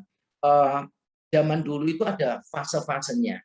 Makanya kalau saya sekarang mengikuti yang saya ajarkan ya ke anak-anak muda itu, saya selalu mengajarkan gini, bersahabatlah selama mungkin, berpacaranlah seperlunya, menikahlah selama-lamanya. Ingat ya yang muda-muda, yang sudah tua, yang sudah nikah nggak usah ngikutin ini lagi ya, sudah ini untuk anak-anak yang muda. Untuk yang tua, nasihatkan ke anak-anak kita, bersahabatlah selama mungkin, berpacaranlah seperlunya dan menikahlah selama-lamanya. Saya dengan istri saya itu sahabat lama banget bertahun-tahun. Tapi saya dengan istri saya menikah pacaran cuma 2 tahun. Setelah itu menikah sampai sekarang. Ya saya sudah kenal dia, waktu pacaran sama dia saya sudah kenal dia. Nah, mengapa saya mengajarkan itu? Karena begini, kalau kita bersahabat selama mungkin, kalau orang Yahudi dulu kan tunangan dulu gitu kan, nggak ada persahabatan, tiba-tiba tunangan gitu, terus berapa tahun kemudian sudah akil balik, sudah dianggap dewasa dalam tanda kutip, walaupun menurut undang-undang kita masih pernikahan dini, mereka nikah. Nah, kalau kita bersahabat itu lebih objektif mengenalnya. Kita bisa kenal kekurangan-kekurangan masing-masing. Karena kan sahabat sih, kalau sahabat itu kan pasti nggak ditutup-tutupi, bener ya. Bisa mengetawakan hasil kita. Coba kalau pacaran, waduh susah. Nah, kalau persahabatan tuh enak, jujur. Kalau pacaran nggak bisa. Ditanya, Mei, ceweknya ditanya, Mei suka snack apa, Mei? Wah, jawabnya, oh iya kok, saya sukanya itu kok, coklat Belgia. Wah, setelah nikah baru ketahuan peti mentah, ya kan, suka ngunyah peti mentah sama bawang putih lagi gitu kan ya. Kalau ngomong itu langsung kayak serasa ada di toko rempah-rempah di warung. Nah, itu karena apa? Karena dalam persahabatan itu orang lebih apa ya? Orang lebih jujur gitu, orang lebih jujur daripada kalau pacaran gitu. Nah, pacaran juga nggak usah terlalu lama-lama karena begitu kita bersahabat, kita tuh sudah ngerti hal-hal yang prinsip harus sama. Kita tahu imannya, karakternya, nilai-nilai hidupnya dan sebagainya. Pacaran itu hanya mencocokkan kecil-kecil yang detail itu. Sehingga begitu kita yakin, oke, udah menikah aja. Kalau orang Yahudi dulu kan nggak ada persahabatan, langsung pertunangan. Setelah itu nggak lama menikah kan gitu. Nah, kalau saya mengusulkan gitu, bersahabatlah selama mungkin, berpacaranlah seperlunya, dan menikahlah selama-lamanya. Kurang lebih gitu jawaban dari saya. Thank you. Ya, terima kasih Pak. Ya, ini kita memasuki pertanyaan terakhir nih. Tapi karena ada sisa 2 pertanyaan, saya gabung saja ya. Dan Pak Yakub ini mungkin bisa jawab singkat. Ini bagaimana dengan latar belakang budaya atau tradisi? Apakah menjadi bagian dari pertimbangan untuk menikah? Dan kemudian yang kedua, bagaimana dengan pasangan yang seimbang terkait di dalam 2 Korintus pasal 6 ayat 14? Ya. Jadi ada 2 pertanyaan ya. Apakah perbedaan kultural itu perlu dipertimbangkan? Perlu sekali. Jadi menurut saya perkawinan beda etnis itu tidak masalah. Itu tidak melanggar firman Tuhan. Karena saya tahu tidak ada suku yang lebih baik daripada suku yang lain. Tidak ada yang lebih baik daripada suku yang lain. Karena semua orang sudah berbuat dosa dan kehilangan kemuliaan Allah. Tetapi ketika kita mau menikah dengan orang beda suku, maka kita harus siap dengan apa? Nilai-nilai yang berbeda. Bukan cuma nilai-nilai yang berbeda, kebiasaan-kebiasaan yang berbeda. Apalagi keluarga besar yang berbeda juga. Nah, 3 hal ini kita harus pertimbangkan baik-baik. Jangan cuma kebiasaannya aja loh ya, tapi nilai-nilainya itu. Contoh ya, kalau menikah dengan orang Tionghoa, bagi saudara belum yang tidak Tionghoa ya, saya orang Tionghoa, jadi saya paham. Bagi orang Tionghoa itu paling lihatnya gini, orangnya kerja keras enggak, pintar cari duit enggak. Terlepas dari saudara setuju atau tidak setuju, ini alkitabiah atau tidak alkitabiah, it is the way it is. Makanya banyak orang yang menikah dengan orang Tionghoa, kalau dia tidak orang Tionghoa, dia berapa kali tuh saya mendengar cerita ya, dia merasa kayak dianaktirikan di antara keluarga besar menantu-menantu yang lain. Kenapa? Karena dia dianggap tidak pandai cari. Yang lain itu senangnya di depan toko jualan, kalau nggak di toko tuh mikirin muterin duitnya jadi duit lagi gitu kan tambah banyak. Nah itu yang dibanggakan mertuanya. Nah, sedangkan dia kan enggak. Dia mikirnya itu kayak senengnya ngajar jadi guru, dapat duit dikit nggak apa, yang penting punya dampak dalam hidup. Nah itu kan bermasalah tuh dengan keluarga besarnya. Gitu. Tapi kan yang salah keluarga besarnya. Benar. Tapi kan kita harus siap dengan hal-hal semacam itu kan. Nilainya beda. Terus kebiasaannya juga beda. Bayangkan orang Jawa dengan prinsip alon-alon asal kelakon ya kan, dengan orang Tionghoa yang bekerja keras, yang pokoknya kalau bisa cepat kenapa dilambatin gitu kan ya. Orang Jawa yang cenderung untuk memelihara harmoni, nggak mau konflik, dengan orang Tionghoa yang wah kalau demi duit siapapun tak lawan gitu kan. Nah itu kan beda tuh kebiasaan-kebiasaannya. Mau nggak mau kita ini produk budaya, produk kultur gitu. Makanya kita harus siap dengan perbedaan-perbedaan yang ada. Nah, nilai-nilainya kita siap nggak sih? Kebiasaan-kebiasaannya kita siap atau tidak sih gitu. Dan yang ketiga, keluarga besarnya. Karena kan kita kalau menikah itu kan satu paket kan ya. Dapat masing-masing semuanya itu dapat satu paket. Nah, mungkin kita ngambil anaknya nggak mau orang tuanya, ngambil anaknya nggak mau keluarga besar sepupunya nggak bisa. Bayangkan kalau pertemuan keluarga besar beda etnis gitu, waduh, mesti bermasalah. Kalau begitu jangan, loh enggak. Yang penting kita tahu ada persoalan itu dan kita siap nyari solusinya seperti apa gitu. Jadi jangan kan cuma beda kultur ya. kadang sukunya sama, pola asuhnya beda saja, timbulkan masalah kok di dalam pernikahan. Makanya kita, kalau pertanyaannya, itu kan apakah masalah kultur, perbedaan etnis, rasial itu berpengaruh kan terhadap pernikahan? Iya dong, pasti berpengaruh. Mempengaruhi nilai-nilai, kebiasaan-kebiasaan, dan keluarga besarnya. Pasti berpengaruh. Nah, pertanyaan yang kedua tadi lebih ke arah pasangan yang seimbang, yang dimaksud seimbang di dalam 2 Korintus 6 tadi. Nah, kalau menurut konteksnya, itu kan hanya bicara tentang keyakinan yang beda kan. Jadi kan itu dikatakan apa kaitannya terang dengan gelap, apa kaitannya Allah dengan berhala-berhala. Jadi itu kaitannya lebih ke arah seimbang secara iman memang. Tapi kita juga harus mengerti ya, bahwa kata bergaul di sana, kata yang dimaksud di sana itu dalam arti jangan menjadi pasangan yang tidak seimbang dengan orang yang tidak percaya. Itu bukan cuma masalah iman sih, tapi itu masalah the way of life ya. Jadi bukan masalah what we believe saja, bukan masalah theological differences, tetapi juga lifestyle differences. Jadi differences in our lifestyle itu juga mempengaruhi. Jadi misalnya nih, kalau kita menikah dengan penganut agama lain yang menerima poligami misalnya, ya ketika menikah terus dia menikah lagi mengambil istri yang lain, ya bagi dia nggak salah. Dan kita nggak bisa protes.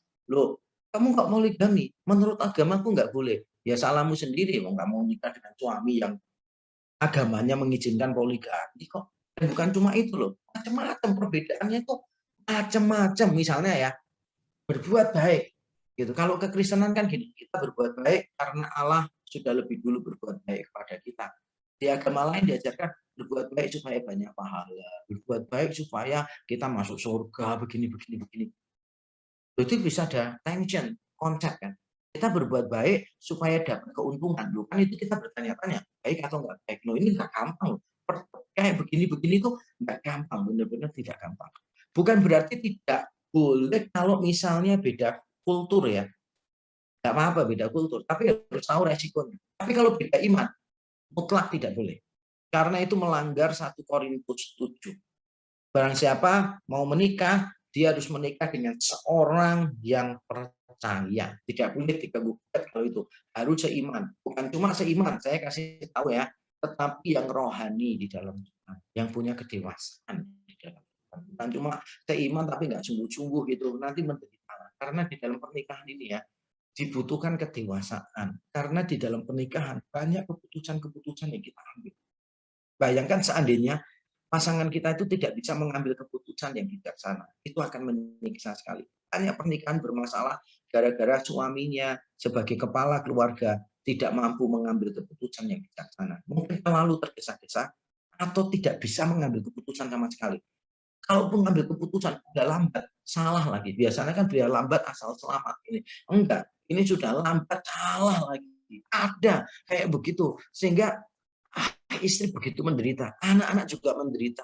Rasanya itu banyak komplain karena papanya tidak menjadi kepala yang baik. Makanya menurut saya harus hati-hati, seimbang tuh harus di dalam segala sesuatu. Walaupun konteksnya cuma mengatakan di dalam iman, tapi iman ini berbicara tentang way of life secara keseluruhan. Termasuk menurut saya harus imbang secara finansial. Itu penting, bukan harus, tapi penting. Jangan pikir gini, oh nggak apa-apa lah, itu yang penting dia mau terima kok, kayak sinetron kan gitu kan ya. Wah, yang ceweknya anak konglomerat gitu kan ya. Wah, naksir sama anaknya tukang bakso kelilingan gitu kan ya. Wah, akhirnya menikah. Itu sinetron ya, please, itu sinetron. Kalau di dalam pernikahannya tidak seperti itu. Saya sudah sering menyaksikan, bahkan ini orang sama-sama kaya, tapi keluarganya cewek itu jauh lebih kaya. Tiap kali keluarga besarnya kumpul, keluarga besar cewek kumpul, karena ceweknya ini anak pengusaha nasional. Jadi begitu kumpul semuanya, orang ini cerita ke saya itu paling benci pertemuan keluarga mereka. Kenapa? Tiap kali kumpul bicaranya aset, perusahaan baru, omsetnya berapa, profitnya berapa. Dan dia itu paling kecil di antara semua. Loh, padahal dia itu bukan orang miskin. Itu menimbulkan pressure yang kuat. Akhirnya dia apa? Kerja banting tulang apa segala macam, nggak memperhatikan istri, nggak memperhatikan anak-anak. Semrawut malah keluarganya. Jadi ada tekanan yang besar. Apakah salah nikah dengan orang kaya? Tidak salah, tapi harus siap loh dengan tekanan-tekanannya. dengan omongan-omongan yang nggak enak. Gitu. Makanya kalau saya dengan istri saya sebelum nikah saya ngomong dengan istri saya, kamu kalau mau nikah sama aku ada aturannya, ya kan? Aturannya adalah kalau kita kekurangan tidak boleh minta keluargamu. Kekurangan kita tanggung. Itu aja. Saya minta sama istri saya. Dan dia setuju. Ya sudah, saya jalani bersama dia. Jadi masalah nikah wedding pun ya, pesta pernikahan, saya tidak minta dari keluarganya sama sekali. Dan saya tidak minta keluarga saya, keluarga saya miskin juga. Saya melakukan seadanya aja, nggak apa-apa. Bagi saya nanti kalau sudah pernikahan anniversary ke-25, ya udah, nanti saya bikinkan pesta.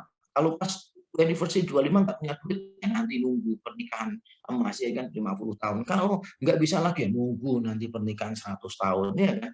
Itulah pokoknya kita selalu berusaha untuk gini. Pokoknya harus punya prinsip-prinsip yang sama masalah hidup, masalah macam-macam. Jadi keseimbangannya itu macam-macam. Masalah pendidikan juga perlu. Jangan jaraknya terlalu jauh gitu loh.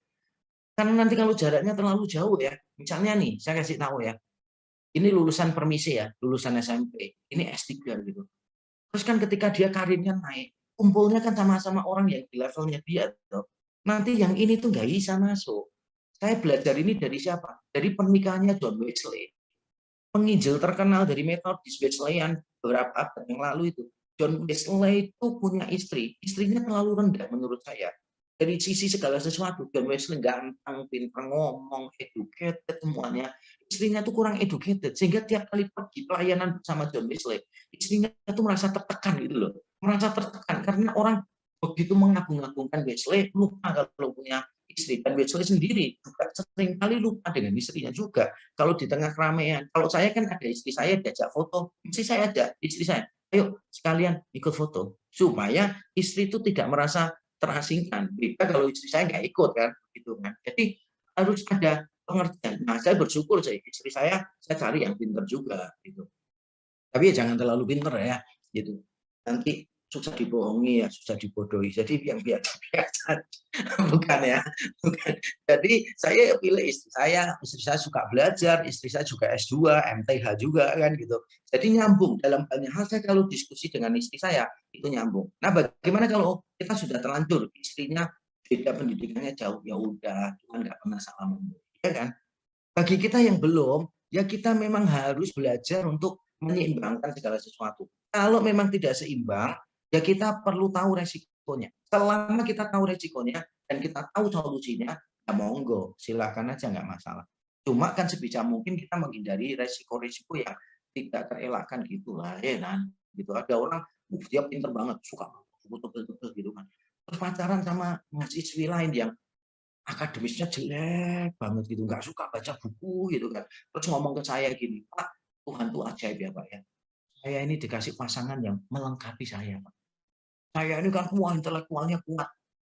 Calon saya ini nggak kuat sama sekali Pak, orangnya sederhana banget. Saya suka baca buku gitu kan. Dia sukanya baca renungan harian yang tipis-tipis gitu kan. Terus saya ngomong, kamu yakin saling melengkapi? Kamu yakin dari Tuhan? Yakin gitu kan ya. Setelah setahun putus deh.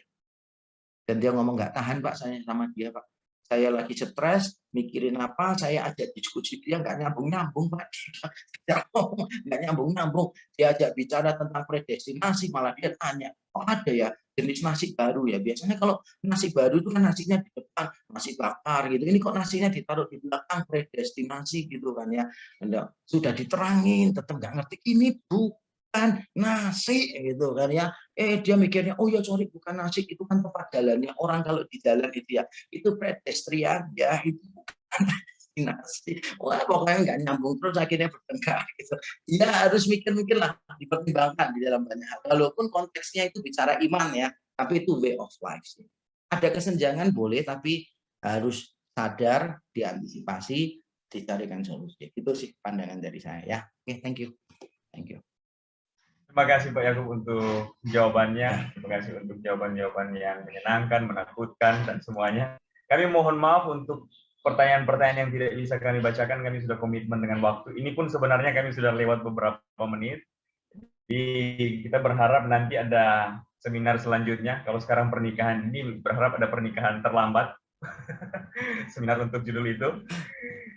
Dan untuk menutup acara webinar ini kita minta kesediaan dari perwakilan STT Biblika, Pak Dr. James Tambing, untuk memberikan ucapan terima kasih sekaligus doa untuk tutup webinar ini. Saya persilahkan.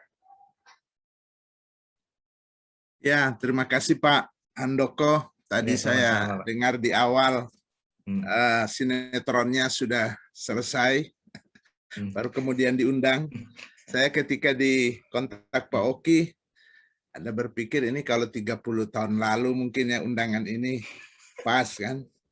Jadi ya, tapi karena diundang panitia menghargai, saya ikut masuk dalam room. Tapi saya terasa 1,5 jam ya. Boy, rasanya masih pendek ini ya. Tapi sudah berakhir. Waduh. Ini hal yang walaupun memang sebagai hamba Tuhan ya, pendeta, gembala sidang, kita juga menangani konseling rumah tangga, tapi Pak Handoko telah menyegarkan kembali ya, atau telah menyampaikan materi itu dengan begitu menarik ya, sehingga tak terasa waktu sudah 2 jam ini ya, waktu sudah 2 jam, dan panitia tidak salah memilih pembicara pada malam hari ini. Harapan saya pada kesempatan lain dapat diundang lagi Pak Handoko, dan Pak Handoko boleh ada waktu untuk boleh membagikan berkat bagi kami, warga STT Biblika. Sekali lagi, terima kasih Pak Handoko untuk pelayanannya. Sama-sama, Pak James. Malam Thank hari you. ini. Ya. Oke, Bapak Ibu sekalian, kita akan akhiri pertemuan webinar ini dengan doa. Mari kita berdoa. Bapak, kami mengucap syukur di dalam nama Tuhan Yesus Kristus, karena malam hari ini Tuhan, kami boleh dapat menyelenggarakan webinar ini, dan kami semua boleh diberkati, kami semua boleh dibekali, bahkan kami sebagai hamba-hamba Tuhan, boleh dapat wawasan untuk membimbing jemaat kami masing-masing yang juga menghadapi problem di dalam masa persiapan pernikahan maupun mereka yang juga sudah menikah. Terima kasih ya Tuhan untuk hamba-Mu yang Tuhan sudah pakai pada malam hari ini untuk menjadi berkat bagi kami. Harapan kami pada waktu-waktu akan datang, kami juga boleh dapat berjumpa di dalam topik-topik yang menarik, yang kaitannya memang dengan pergumulan kami sebagai anak-anak Tuhan dan sebagai keluarga Kristen, sehingga kami boleh dapat menghadapi dan mengatasi setiap problem kehidupan ini dengan mengikuti prinsip-prinsip firman Tuhan.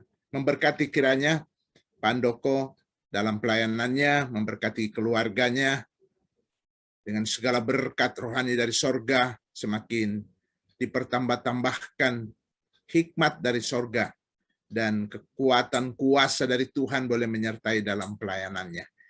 Terima kasih Bapak di sorga untuk panitia juga yang sudah menyelenggarakan. Tuhan memberkati, biarlah kiranya pada waktu akan datang boleh dapat menyelenggarakan juga webinar yang sungguh boleh memberkati kami semua. Terima kasih Bapak, kami mengakhiri webinar pada malam hari ini hanya di dalam nama Allah Tritunggal, Bapa, Anak, dan Roh Kudus. Haleluya. Amin. Shalom. Shalom, terima kasih semuanya. Terima kasih untuk Pak Yakub Trihandoko. Terima kasih Sama-sama. Pak Yakub Trihandoko. Semua yang di sini kami ucapkan Sama-sama. berkat. Mohon pamit semuanya. Terima kasih Tuhan berkati. Iya, terima Ya, kasih. Terima kasih. Ya, Tuhan berkati.